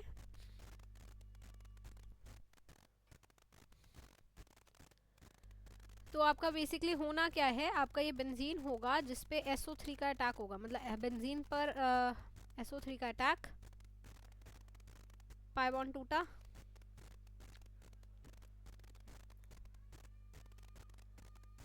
S डबल मैम तो ये SO3 लुईस एसिड भी होता है क्या? हाँ लुईस एसिड भी है, इलेक्ट्रॉन डेफिशिएंट लुईस एसिड्स होते हैं ना, यस मैम। वही है। देखो अब यहाँ पे आपको किसी को लेने की जरूरत नहीं है, ये नेगेटिव चार्ज ही H+ को यहाँ से इंटरनली खींच लेगा, रीगेन ऑफ एरोमेटिसिटी हो जाएगी और SO3H मिल जाएगा। देखो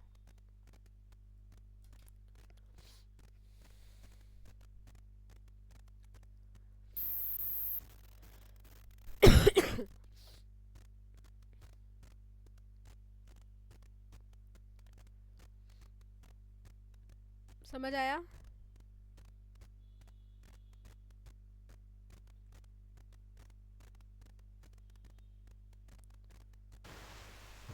यस मैम। चले आगे। मैम इसमें कोई फास्ट स्टेप और स्लो स्टेप नहीं है? बता ओके। ये अभी मैंने आपको कैसे दिखाया है, पर ये तो रिवर्सिबल है ना।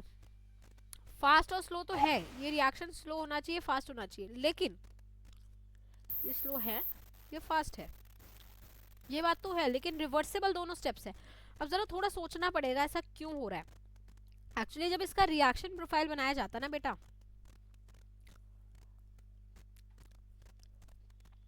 ये जो है मेरा एनर्जी है, यहाँ मेरा प्रोग्रेस ऑफ रिएक्शन है, ये मेरा रिएक्टेंट है, लेट्स से मेरा प्रोडक्ट है, यहाँ मेरा इंटरमीडिएट है। यहाँ ऐसा देखा जाता है जो दो स्टेप्स है ना, उनकी हाइट में नेग्लिजिबल डिफरेंस है, ऑलमोस्ट सेम लेवल की हाइट पे दोनों स्टेप्स है। तो ये जो इंटरमीडिएट यहाँ बना है SO3 नेगेटिव, यहाँ है पॉजिटिव, ये रिएक्शन में जो इंटरमीडिएट बना है, अब ये पीछे भी जा सकता है, आगे भी जा सकता है। क्यों? क्योंकि दोनों की हाइट पे कितना अंतर है, नेग्लिजिबल अंतर है, देख पा रहे हो, नेग्लिजिबल अमाउंट ऑफ डिफरेंस, लेकिन डिफरेंस है, डिफरेंस है, इसलिए रिएक्शन पीछे और आगे नहीं जा रहा, इक्विलिब्रियम पे अटेन नहीं हो रहा, इक्विलिब्रियम नहीं आ रहा। भाई अगर दोनों सेम होते तो आगे पीछे, अगर दोनों सेम जगह सेम स्पीड से जाएगा तो रिएक्शन तो इक्विलिब्रियम पे आ जाना चाहिए ना। इक्विलिब्रियम नहीं होता, प्रोडक्ट मिलता है मुझे। क्यों? क्योंकि थोड़ा सा, जरा सा ही सही, बट थोड़ा सा आगे वाला स्टेप क्या है, छोटा है, ठीक है। तो स्लो और फास्ट तो है, लेकिन रिवर्सिबल होने के चांसेस अच्छे खासे हैं यहाँ पे, क्योंकि अगर पीछे भी चला जाएगा तो बहुत ज्यादा नुकसान नहीं होगा। कितने बच्चे समझ पाए हैं बात को?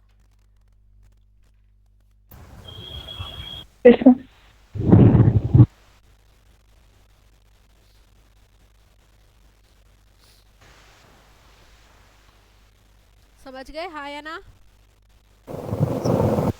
मैम इसमें ऐसे कैसे डिसाइड होता है कि रिएक्शन फॉरवर्ड जाएगा या बैकवर्ड जाएगा एक पर्टिकुलर पॉइंट पे? वो इंटरमीडिएट डिसाइड करेगा ना, आगे वाला हम छोटा है या बड़ा है, ओके। है ना। अगर आगे वाला हम छोटा है तो रिएक्शन सिर्फ आगे ही जाएगा, पीछे जाना बहुत मुश्किल है। जैसे इसमें हो रहा था, मैं अगर यहाँ खड़ी हूँ, मैं मोस्टली आगे जाऊंगी, पीछे आना चांसेस क्या है, बहुत ही नेग्लिजिबल है ना, पॉसिबल ही नहीं है। क्यों ही जाना पीछे, पीछे वाला हाइट तो बहुत लंबा है, क्यों जाऊंगी? Yes ma'am. है ना। Yes ma'am. लेकिन यहाँ पे तो दोनों जगह जा सकता है ना, आगे पीछे, प्रेफरेबली आगे, लेकिन पीछे भी तो आ सकता है ना। दोनों देखो सेम, ये नहीं बनाया मैंने, दिस इज इक्विलिब्रियम। इक्विलिब्रियम का मतलब है दोनों same height, exact same height, तो आगे पीछे कहीं भी जाएगा और इक्विलिब्रियम पे रुक जाएगा, ऐसा नहीं हो रहा। आगे जा रहा है बट पीछे आने के सब्सटैंशियल चांसेस हैं। समझ रहे हो बात को?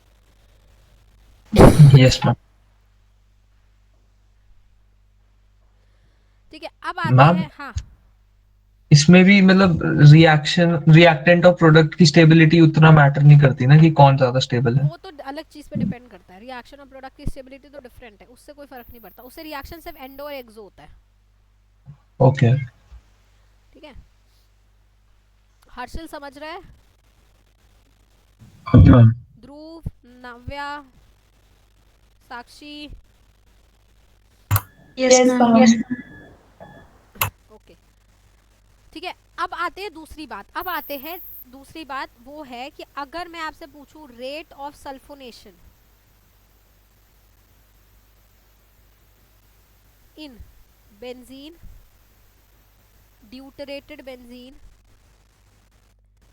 एंड टी वाला benzene, then what do you think should be the rate of reaction? R1 R2 R3 है, तो R1 R2 R3 में क्या ऑर्डर क्या होना चाहिए? Ma'am R1 greater than R2 greater than R3. और कोई?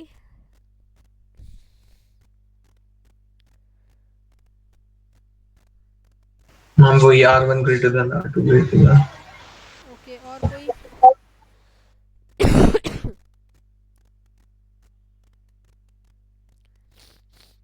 बिल्कुल सही, R1 greater than R2 greater than R3। अब क्यों होगा ऐसे?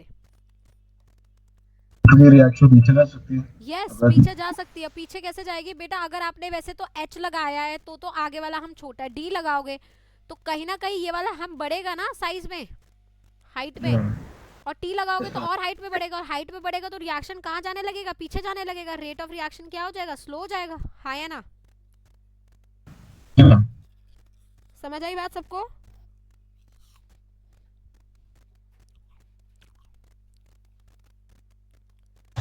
Yes ma'am. थोड़ा ऐसे से बना लो। Yes ma'am. मैम अगर हमसे सिर्फ रेट ऑफ फॉरवर्ड पूछा जाता तो इक्वल होते ना। ऐसा नहीं बताते, रेट ऑफ रिएक्शन होता है बेटा, फॉरवर्ड और बैकवर्ड नहीं होता। अलग अलग रेट नहीं निकालते, रेट ऑफ रिएक्शन निकालते हैं।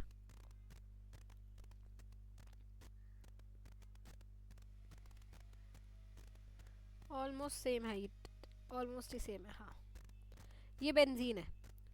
अगर मुझसे डी पूछा जाए तो थोड़ा सा अब हाइट में ये लेवल बढ़ गया, और टी पूछा जाए तो लेवल और बढ़ गया।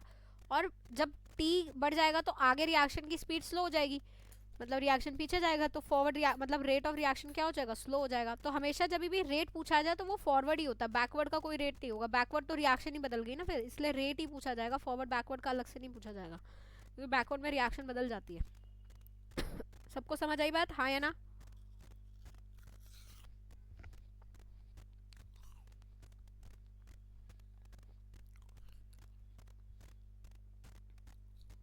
क्लियर?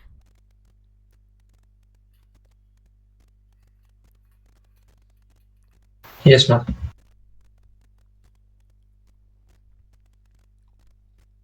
नोट कर लिया? आगे चलूं? तो अब 2 पॉइंट लिखेंगे सल्फोनेशन में। एक तो सल्फोनेशन रिवर्सिबल इन नेचर है, और दूसरा क्या पॉइंट है? सल्फोनेशन रिवर्सिबल है, साथ साथ it shows kinetic isotopic effect.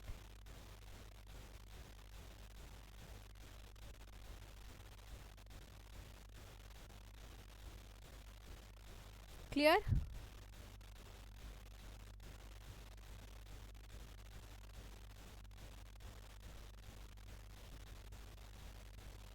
Ma'am ये सारे पॉइंट्स बस बेंजीन वाले EAS में या जनरल सारे EAS हमें में? ये बेटा ES से बेंजीन का ही डिटेल में पढ़ना है ना, इसलिए बेंजीन ही है। ओके। चले आगे। Yes ma'am. अच्छा, अब एक बात और सोचिए। आप अगर आपने बेंजीन लिया और आपने इसमें कॉन्सेंट्रेटेड H2SO4 डाला, आपने क्या बना दिया? रिवर्सिबल रिएक्शन है, सल्फोनिक एसिड बना दिया। आप सल्फोनिक एसिड अगर आप चाहते हैं, बेंजीन सल्फोनिक एसिड आप चाहते हैं कि यही रहे, रिएक्शन पीछे ना जाए, तो बेंजीन सल्फोनिक एसिड को हमेशा जो है बेसिक मीडियम में स्टोर करिए।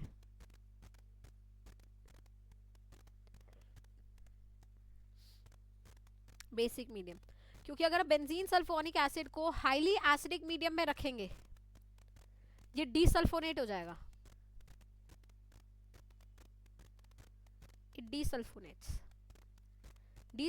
हो जाएगा, और वापस से आपको क्या दे देगा?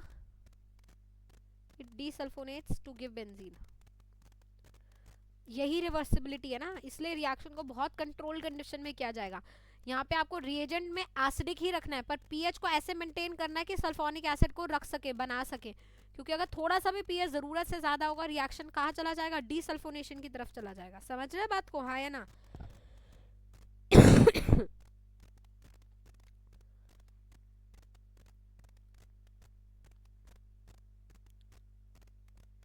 क्लियर? तो अगर आपने बहुत ज्यादा एसिडिक कंडीशंस लग दी तो क्या होगा, ये आपका सल्फोनिक एसिड है ऐसे,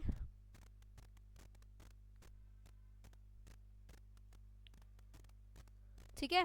अगर आपने खूब एसिडिक कंडीशन रखी तो डीसल्फोनेशन हो जाएगा, SO2 निकल जाएगा, वाटर निकल जाएगा और यू विल गेट बेंजीन। बात समझ आई सबको? Yes ma'am.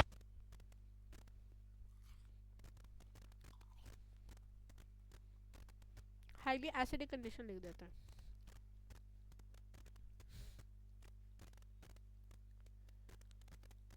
तो इसलिए हमेशा सल्फोनिक एसिड लो, माइल्ड कंडीशन में सोडियम सॉल्ट ऑफ सल्फोनेट ऐसे करके स्टेबलाइज करा दो, अदरवाइज आपको बेंजीन मिल जाएगा।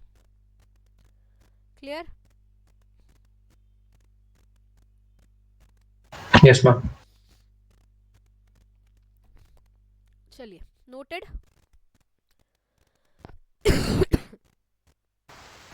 Done ma'am. तो हम लोगों ने डिटेल में मैकेनिज्म्स पढ़ लिए, ईएस के रिएक्शन वो देख लिया, प्रोसेसेस देख लिए। अब आते हैं जरा थोड़ा सा बात करते हैं ओरिएंटेशन एंड रिएक्टिविटी के ऊपर। तो दो पार्ट्स पे डिवाइड कर दी हूँ ओरिएंटेशन और रिएक्टिविटी को। तो सबसे पहले रिएक्टिविटी डिस्कस करते हैं। रिएक्टिविटी का क्या मतलब है भाई? मैंने रिएक्शन में अभी तक रिएक्शन किस पे करा रही हूँ? बेंजीन पे करा रही हूँ। अब मैंने बेंजीन पे ग्रुप लगा दिया G। अब मैं ये चेक करना चाहती हूँ ये G वाला ग्रुप लगा के मेरा रेट ऑफ EAS पे क्या फर्क पड़ा है। रेट ऑफ EAS इंक्रीज हुआ है, रिएक्टिविटी बढ़ी है, EAS के थ्रू EAS की तरफ घटी है, क्या हुआ है?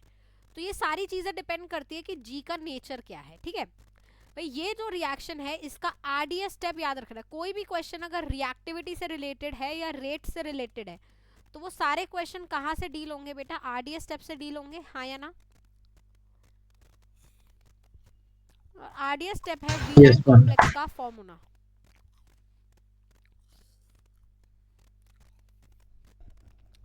अगर ये ग्रुप G जो है, if G is electron donating group, तो क्या होगा? इलेक्ट्रॉन डोनेटिंग ग्रुप अगर यहाँ लगा रहेगा तो ये वीलैंड कॉम्प्लेक्स को क्या करेगा? तो वीलैंड कॉम्प्लेक्स क्या होता जाएगा? स्टेबल होता जाएगा। तो इसका मतलब क्या होगा? रेट ऑफ रिएक्शन क्या होगा? बढ़ेगा, हाँ या ना? तो अगर आपका G इलेक्ट्रॉन डोनेटिंग ग्रुप है तो एक तरीके से आप ये मान लो कि electron density on benzene will increase. Benzene के ऊपर इलेक्ट्रॉन डेंसिटी बढ़ेगी, इसका मतलब रेट ऑफ रिएक्शन बढ़ेगा, इंटरमीडिएट की स्टेबिलिटी बढ़ेगी, सारी चीजें होंगी साथ साथ।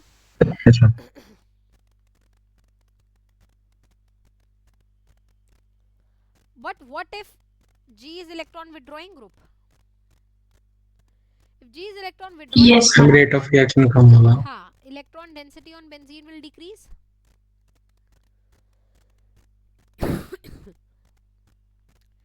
Rate of reaction decrease, intermediate stability decreases, right?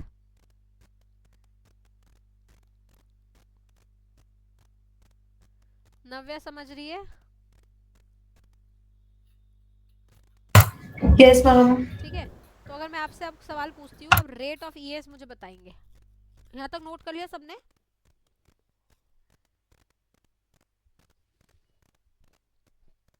चले आगे।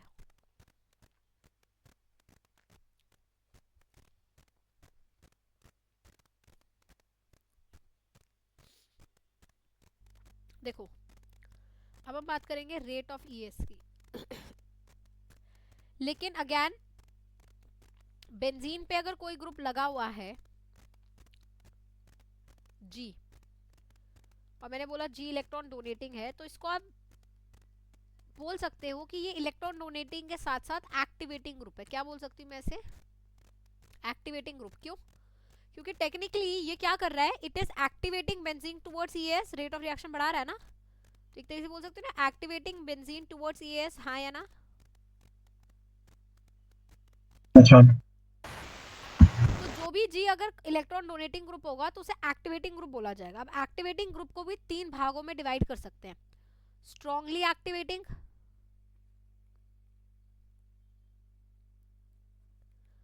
मॉडरेटली एक्टिवेटिंग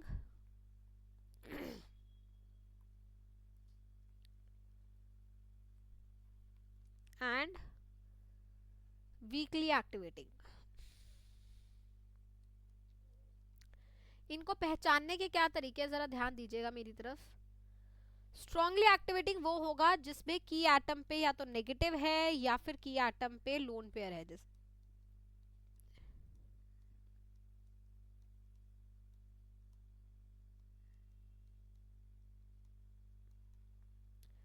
तो अगर की एटम पे लोन पेयर है या की एटम पे नेगेटिव चार्ज है तो वो सारे ग्रुप्स किस पे आएंगे, स्ट्रांगली एक्टिवेटिंग की कैटेगरी में आएंगे। समझ आ रही है बात सबको?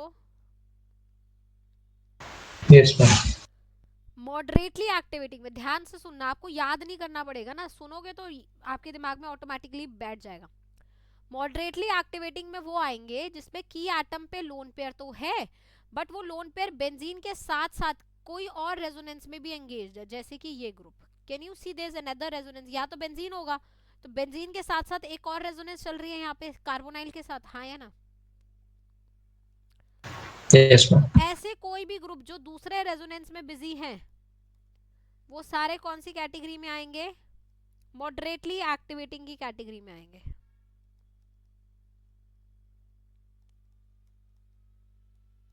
अब मॉडरेटली एक्टिवेटिंग में जो पहला वाला है उसमें आर ओ एच हो सकता है क्या, मतलब कार्बोक्सिलिक एसिड वाला केस हो सकता है? यार कैसे होगा, मतलब जुड़ेगा कहाँ से, बेंजीन ये है, कार्बोक्सिलिक एसिड तो सी से जुड़ता है ना, ये तो ओ से जुड़ा होना चाहिए ना। नहीं मैम मैं कह रहा हूँ कि NH C double bond O OH। अच्छा हाँ ये हो सकता है, yes this can possible, yes. पर मैम इसमें O भी तो अपनी तरफ से रेजोनेंस कर मुझे सकता उससे है, कोई वो मतलब ज्यादा नहीं है ना, अच्छा। मुझे तो की एटम से मतलब है, की एटम एन है, ठीक है, एन हाँ जी बेंजीन मैम। के अलावा दूसरी भी रेजोनेंस में जा रहा है तो ये मॉडरेट हाँ जी डीएक्टिवेटिंग, मैम। मॉडरेटली एक्टिवेटिंग है, ठीक है मैम। ठीक है। आप इसमें इनफैक्ट एस्टर भी लगा सकते हो, ऐसा भी नहीं, एस्टर भी लगा सकते हो, जैसे कि O C double bond O R लगा लो, NH C double bond O R लगा लो, मतलब मुझे की एटम से मतलब है बस। की एटम अगर दूसरी किसी रेजोनेंस में इन्वॉल्व है तो वो सारे के सारे मॉडरेट एक्टिवेटिंग में आ जाएंगे, क्लियर। और वीकली एक्टिवेटिंग में सिर्फ एल्काइल ग्रुप्स रहेंगे, कोई भी एल्काइल ग्रुप जो होगा वो एक वीकली एक्टिवेटिंग ग्रुप होगा, ठीक है।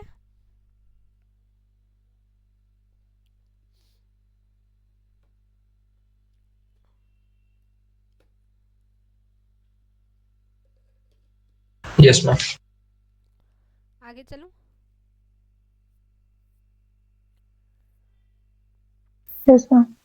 अब मैंने ऐसा ग्रुप लगा दिया बेंजीन के ऊपर G जो कि एक इलेक्ट्रॉन विड्रॉइंग ग्रुप है, तो वो क्या हम करेगा, 1 मिनट पीछे कर सकते हैं आप? हाँ जी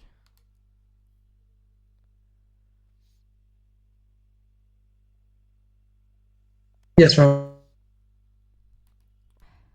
हो गया। इलेक्ट्रॉन विड्रॉइंग ग्रुप है तो मैं इस ग्रुप को क्या बोल सकती हूँ, मैं इस ग्रुप को बोलती हूँ डीएक्टिवेटिंग ग्रुप, ठीक है। और जो मेरा डीएक्टिवेटिंग ग्रुप है, क्यों, क्योंकि ये बेंजीन को क्या कर रहा है, डीएक्टिवेट कर रहा है towards ES.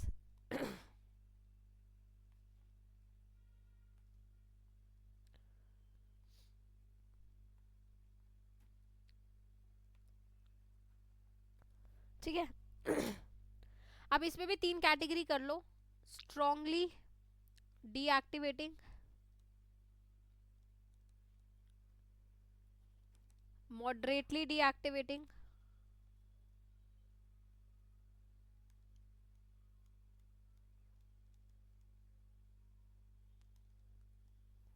And weakly deactivating.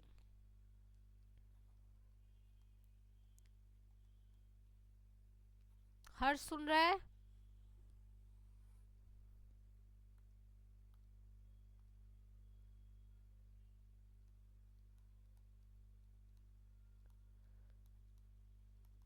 Strongly deactivating की कैटेगरी में वो ग्रुप्स आएंगे जो कि या तो NO2 है या CCl3 CF3 है या फिर सल्फोनिक एसिड है, सिर्फ यही मेरे स्ट्रांगली डीएक्टिवेटिंग आएंगे। मॉडरेटली डीएक्टिवेटिंग में कार्बोनाइल के डेरिवेटिव्स आएंगे, मतलब जैसे एल्डिहाइड ग्रुप हो गया, मतलब जिसपे की एटम कार्बन है और वो दूसरे किसी डबल बॉन्ड O से अटैच है या फिर एल्डिहाइड हो गया, कीटोन हो गया, एसिड हो गया, एस्टर हो गया, ये सारे जो भी है ये सारे क्या होंगे, कार्बन वाले जितने भी हैं ये सारे कौन सी कैटेगरी में आएंगे,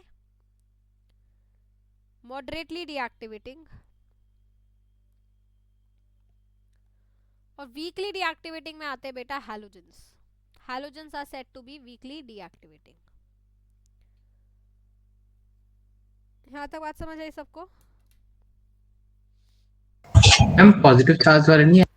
पॉजिटिव चार्ज वाले स्ट्रांगली नहीं होते, मॉडरेटली होते हैं। जैसे कि यहाँ पे आ सकता है PH3+ आ सकता है, NH3+ नहीं आएगा, वो वीकली डीएक्टिवेटिंग होगा। क्यों? क्योंकि इन दोनों में क्या डोमिनेट करता है, -I डोमिनेट्स ना, इसलिए।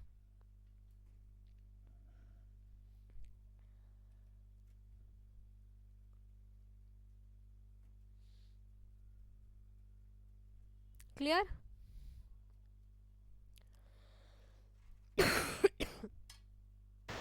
मैम जो नाइट्रोनियम आयन था वो नाइट्रोनियम आयन कौन सा?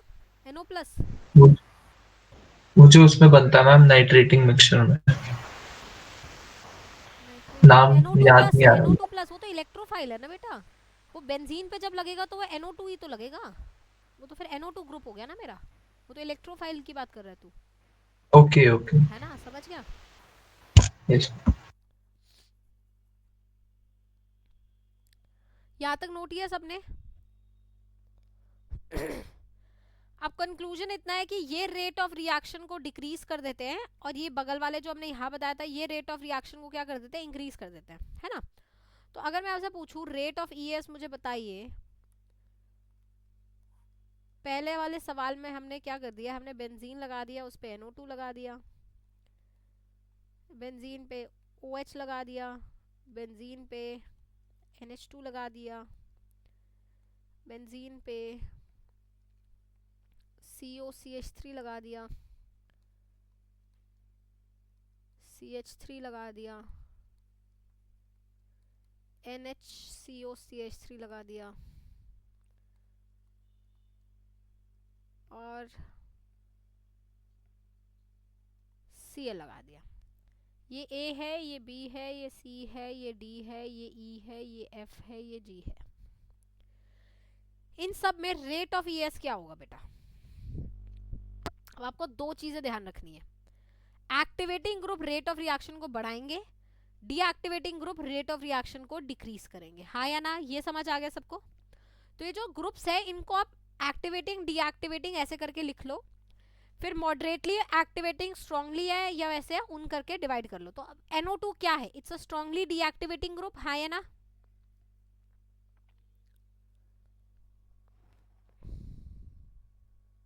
Yes ma'am. OH क्या है, स्ट्रांगली एक्टिवेटिंग। NH2 क्या है, स्ट्रांगली एक्टिवेटिंग। COCH3 क्या है COCH3 क्या होगा, moderately deactivating. Moderately deactivating. CH3 क्या है, वीकली एक्टिवेटिंग। NHCOCH3 क्या है, की एटम कौन है, N है ना, और ये बेंजीन के साथ साथ कार्बोनाइल के साथ भी रेजोनेंस में होगा, मतलब मॉडरेटली एक्टिवेटिंग, हाँ या ना। और Cl क्या होगा, वीकली डीएक्टिवेटिंग। तो एक्टिवेटिंग का रेट ज्यादा होगा, तो एक्टिवेटिंग में भी स्ट्रांगली एक्टिवेटिंग का रेट ज्यादा होगा, हाँ या ना। BC का रेट सबसे ज्यादा होगा। फिर मॉडरेटली एक्टिवेटिंग का रेट होगा, तो मॉडरेटली एक्टिवेटिंग कौन है, F है। फिर वीकली एक्टिवेटिंग का होगा जो कि E है। फिर डीएक्टिवेटिंग में सबसे कम किसका रेट होगा, स्ट्रांगली डीएक्टिवेटिंग का, मतलब A सबसे लीस्ट होगा। मॉडरेटली डीएक्टिवेटिंग का थोड़ा बेटर होगा रेट, वीकली डीएक्टिवेटिंग का थोड़ा ज्यादा अच्छा होगा, बोलो हाँ या ना।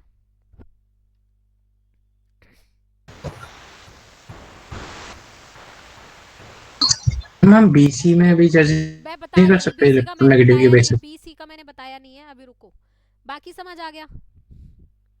Yes ma'am. Yes ma'am. अब बी और सी क्योंकि दोनों ही स्ट्रांगली एक्टिवेटिंग है तो इन दोनों का प्लस एम चेक करेंगे, तो OH का प्लस एम ज्यादा होगा या NH2 का? ये डिपेंड करता है हमें कि जो H2 की का। एटम है उसका इलेक्ट्रोनेगेटिविटी क्या है। Since nitrogen is less electronegative तो प्लस एम किसका ज्यादा होगा? NH2 का काफी ज्यादा होगा प्लस एम ऑफ OH से, और इस वजह से बी और सी में अगर कंपैरिजन करेंगे तो एक्टिवेटिंग ज्यादा कौन हो जाएगा? सी। तो फाइनल ऑर्डर बनेगा CBFEGDA। कितने बच्चों को बात समझ आ गई है? Yes ma'am. Clear? Shribha, yes ma'am. Sakshi, Dhruv? Yes ma'am. Ma'am less electronegative है इसलिए मोर विलिंग होगा वो अपना इलेक्ट्रॉन पेयर शेयर करने के लिए, इसलिए। हाँ हाँ यस, मोर विलिंग। मैम इसे 2 पीछे वाली स्लाइड दिखा दो एक बार। हाँ जी, हर्षिल नोट कर लिया ये वाला? Yes ma'am. हो गया। सबको समझ आया आंसर कैसे देना है क्वेश्चंस का? अब जैसे सपोज मैं तुमसे ये क्वेश्चन पूछती हूँ, मैंने 2 बेंजीन दे दी, एक बेंजीन ये दे दी,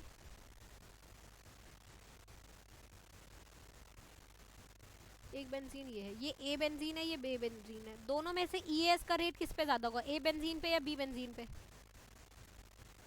ये आप देखो कि ए बेंजीन के साथ जो ग्रुप अटैच है वो कौन सा है? की एटम डबल बॉन्ड से दूसरे से अटैच है, मतलब ये वाला ग्रुप क्या हो गया? डीएक्टिवेटिंग हो गया, हाँ या ना?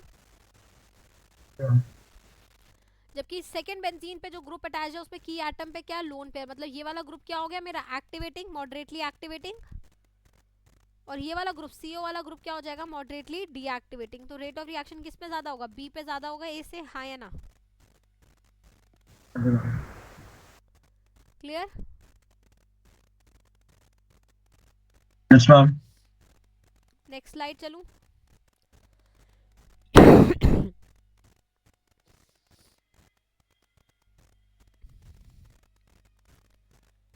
रेट ऑफ EAC बताएंगे।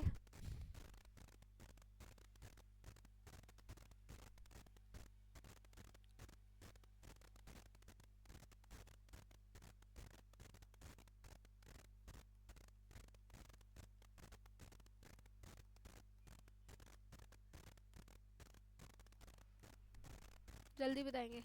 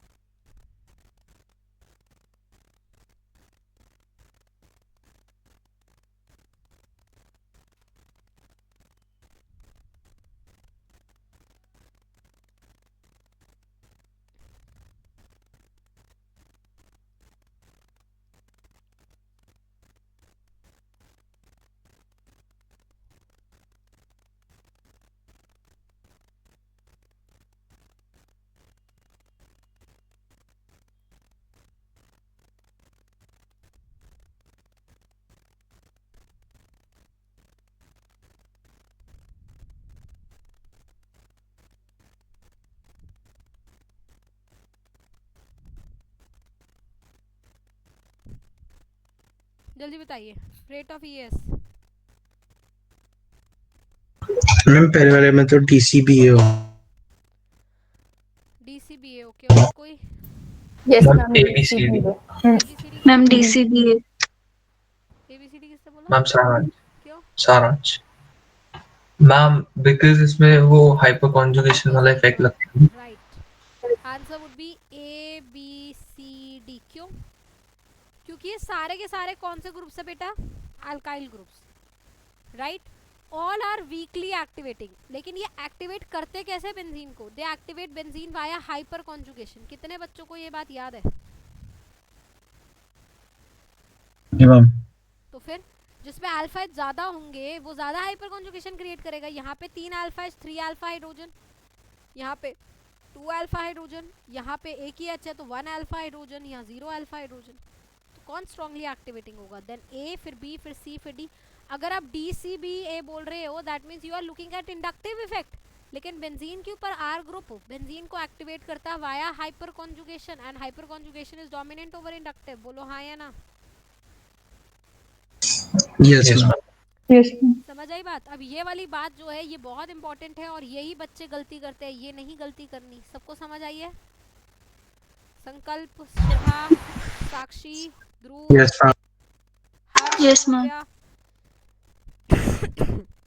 Yes ma'am. ठीक है, अब फोर्थ वाले में बताओ ए और बी में से कौन ज्यादा एक्टिवेटिंग होगा? मैम ए।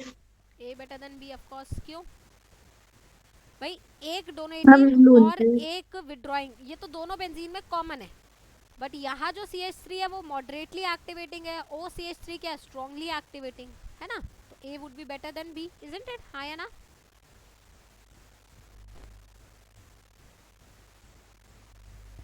नेक्स्ट वाले में बताओ, फिफ्थ वाले में। Ma'am A B C. Ma'am A greater than B greater than C. Ma'am ABC। क्योंकि ए पे दोनों ही क्या लगे हुए हैं? एक्टिवेटिंग। बी पे एक्टिवेटिंग डीएक्टिवेटिंग दोनों है, और सी में कौन सा है? सिर्फ डीएक्टिवेटिंग, राइट? समझ रहे हैं? मैम फोर्थ वाले में CH3 तो वीकली एक्टिवेटिंग होगा। हाँ हाँ, मैंने मॉडरेट लिख दी, ठीक है। क्लियर?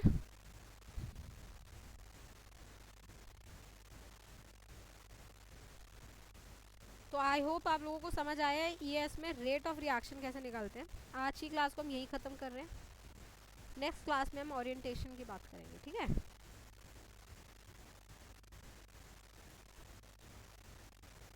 नोट कर लिया सब? मैम हमारे असाइनमेंट का डिस्कशन कब होगा? कौन सा असाइनमेंट बेटा रह गया? मैम ये वाला दिवाली असाइनमेंट था। दिवाली कर लेंगे डिस्कस। किसके ऊपर दिया था मैंने तुम्हें दिवाली असाइनमेंट? आइसोमेरिज्म। मैम चार चार चैप्टर। सारे मिक्स थे, 4 टॉपिक्स थे। 4 टॉपिक्स। 4 टॉपिक है। आइसोमेरिज्म, हम रिएक्शन मैकेनिज्म, फिर हाइड्रोकार्बन और एक ओलिफिन्स वाला। सॉल्यूशन मैंने इसी में दे रखे तुम्हें, मतलब आंसर्स चेक कर लिए तुमने? Mechanism of reactions, okay. Ma'am कुछ एक्सप्लेनेशंस मैम थोड़े समझ नहीं है मैम, डाइसी से लग रहे थोड़े। अल्काइंस है बस, और क्या है? हाइड्रोकार्बन्स है। अच्छा, हाइड्रोकार्बन्स बस, ओके। हाँ तो इसको डिस्कस कर लेंगे हम। कब करना है डिस्कस? अभी करना है? मतलब अभी इन द सेंस कल परसों में डिस्कस करना है, या थोड़ा सा मैं ES खत्म कर लूँ उसके बाद डिस्कस कर लूँगी? इस टॉपिक को बीच में नहीं छोड़ते ना। ES खत्म कर लेंगे, बस एक क्लास और चाहिए मुझे ES के लिए। ES खत्म हो जाएगा then will talk about this assignment, ठीक है? Okay okay ma'am. Okay ma'am. Thank you ma'am. Thank you ma'am. Ma'am अब की वीडियो भेज दोगे ग्रुप में? हाँ हाँ मैं भेज मेरा थोड़ा रिटर्न काम रह गया था बीच का। मैम कल क्लास है? कल की यार क्लास तो होगी, पर मैं टाइम 1:30 बजे तो नहीं ले पाऊंगी, उससे पहले आगे पीछे लूंगी। कल का शेड्यूल बता सकते हो आप लोग मुझे अपना? मैम आप 11 के बाद कल हमारे क्लास 5:30 बजे। 5:30 बजे है, और सुबह सुबह क्या है? सुबह का स्लॉट बताओ। मैम 11 बजे के बाद कभी भी ले लो आप मैम। 11 11:30 से हाँ। 1:30। ठीक है, ठीक है, मैं मैसेज कर दूंगी टाइम पे, ठीक है? क्योंकि मैं सिर्फ ओके, नहीं मैम। ले पाऊंगी क्लास ना। ठीक है जी, ओके।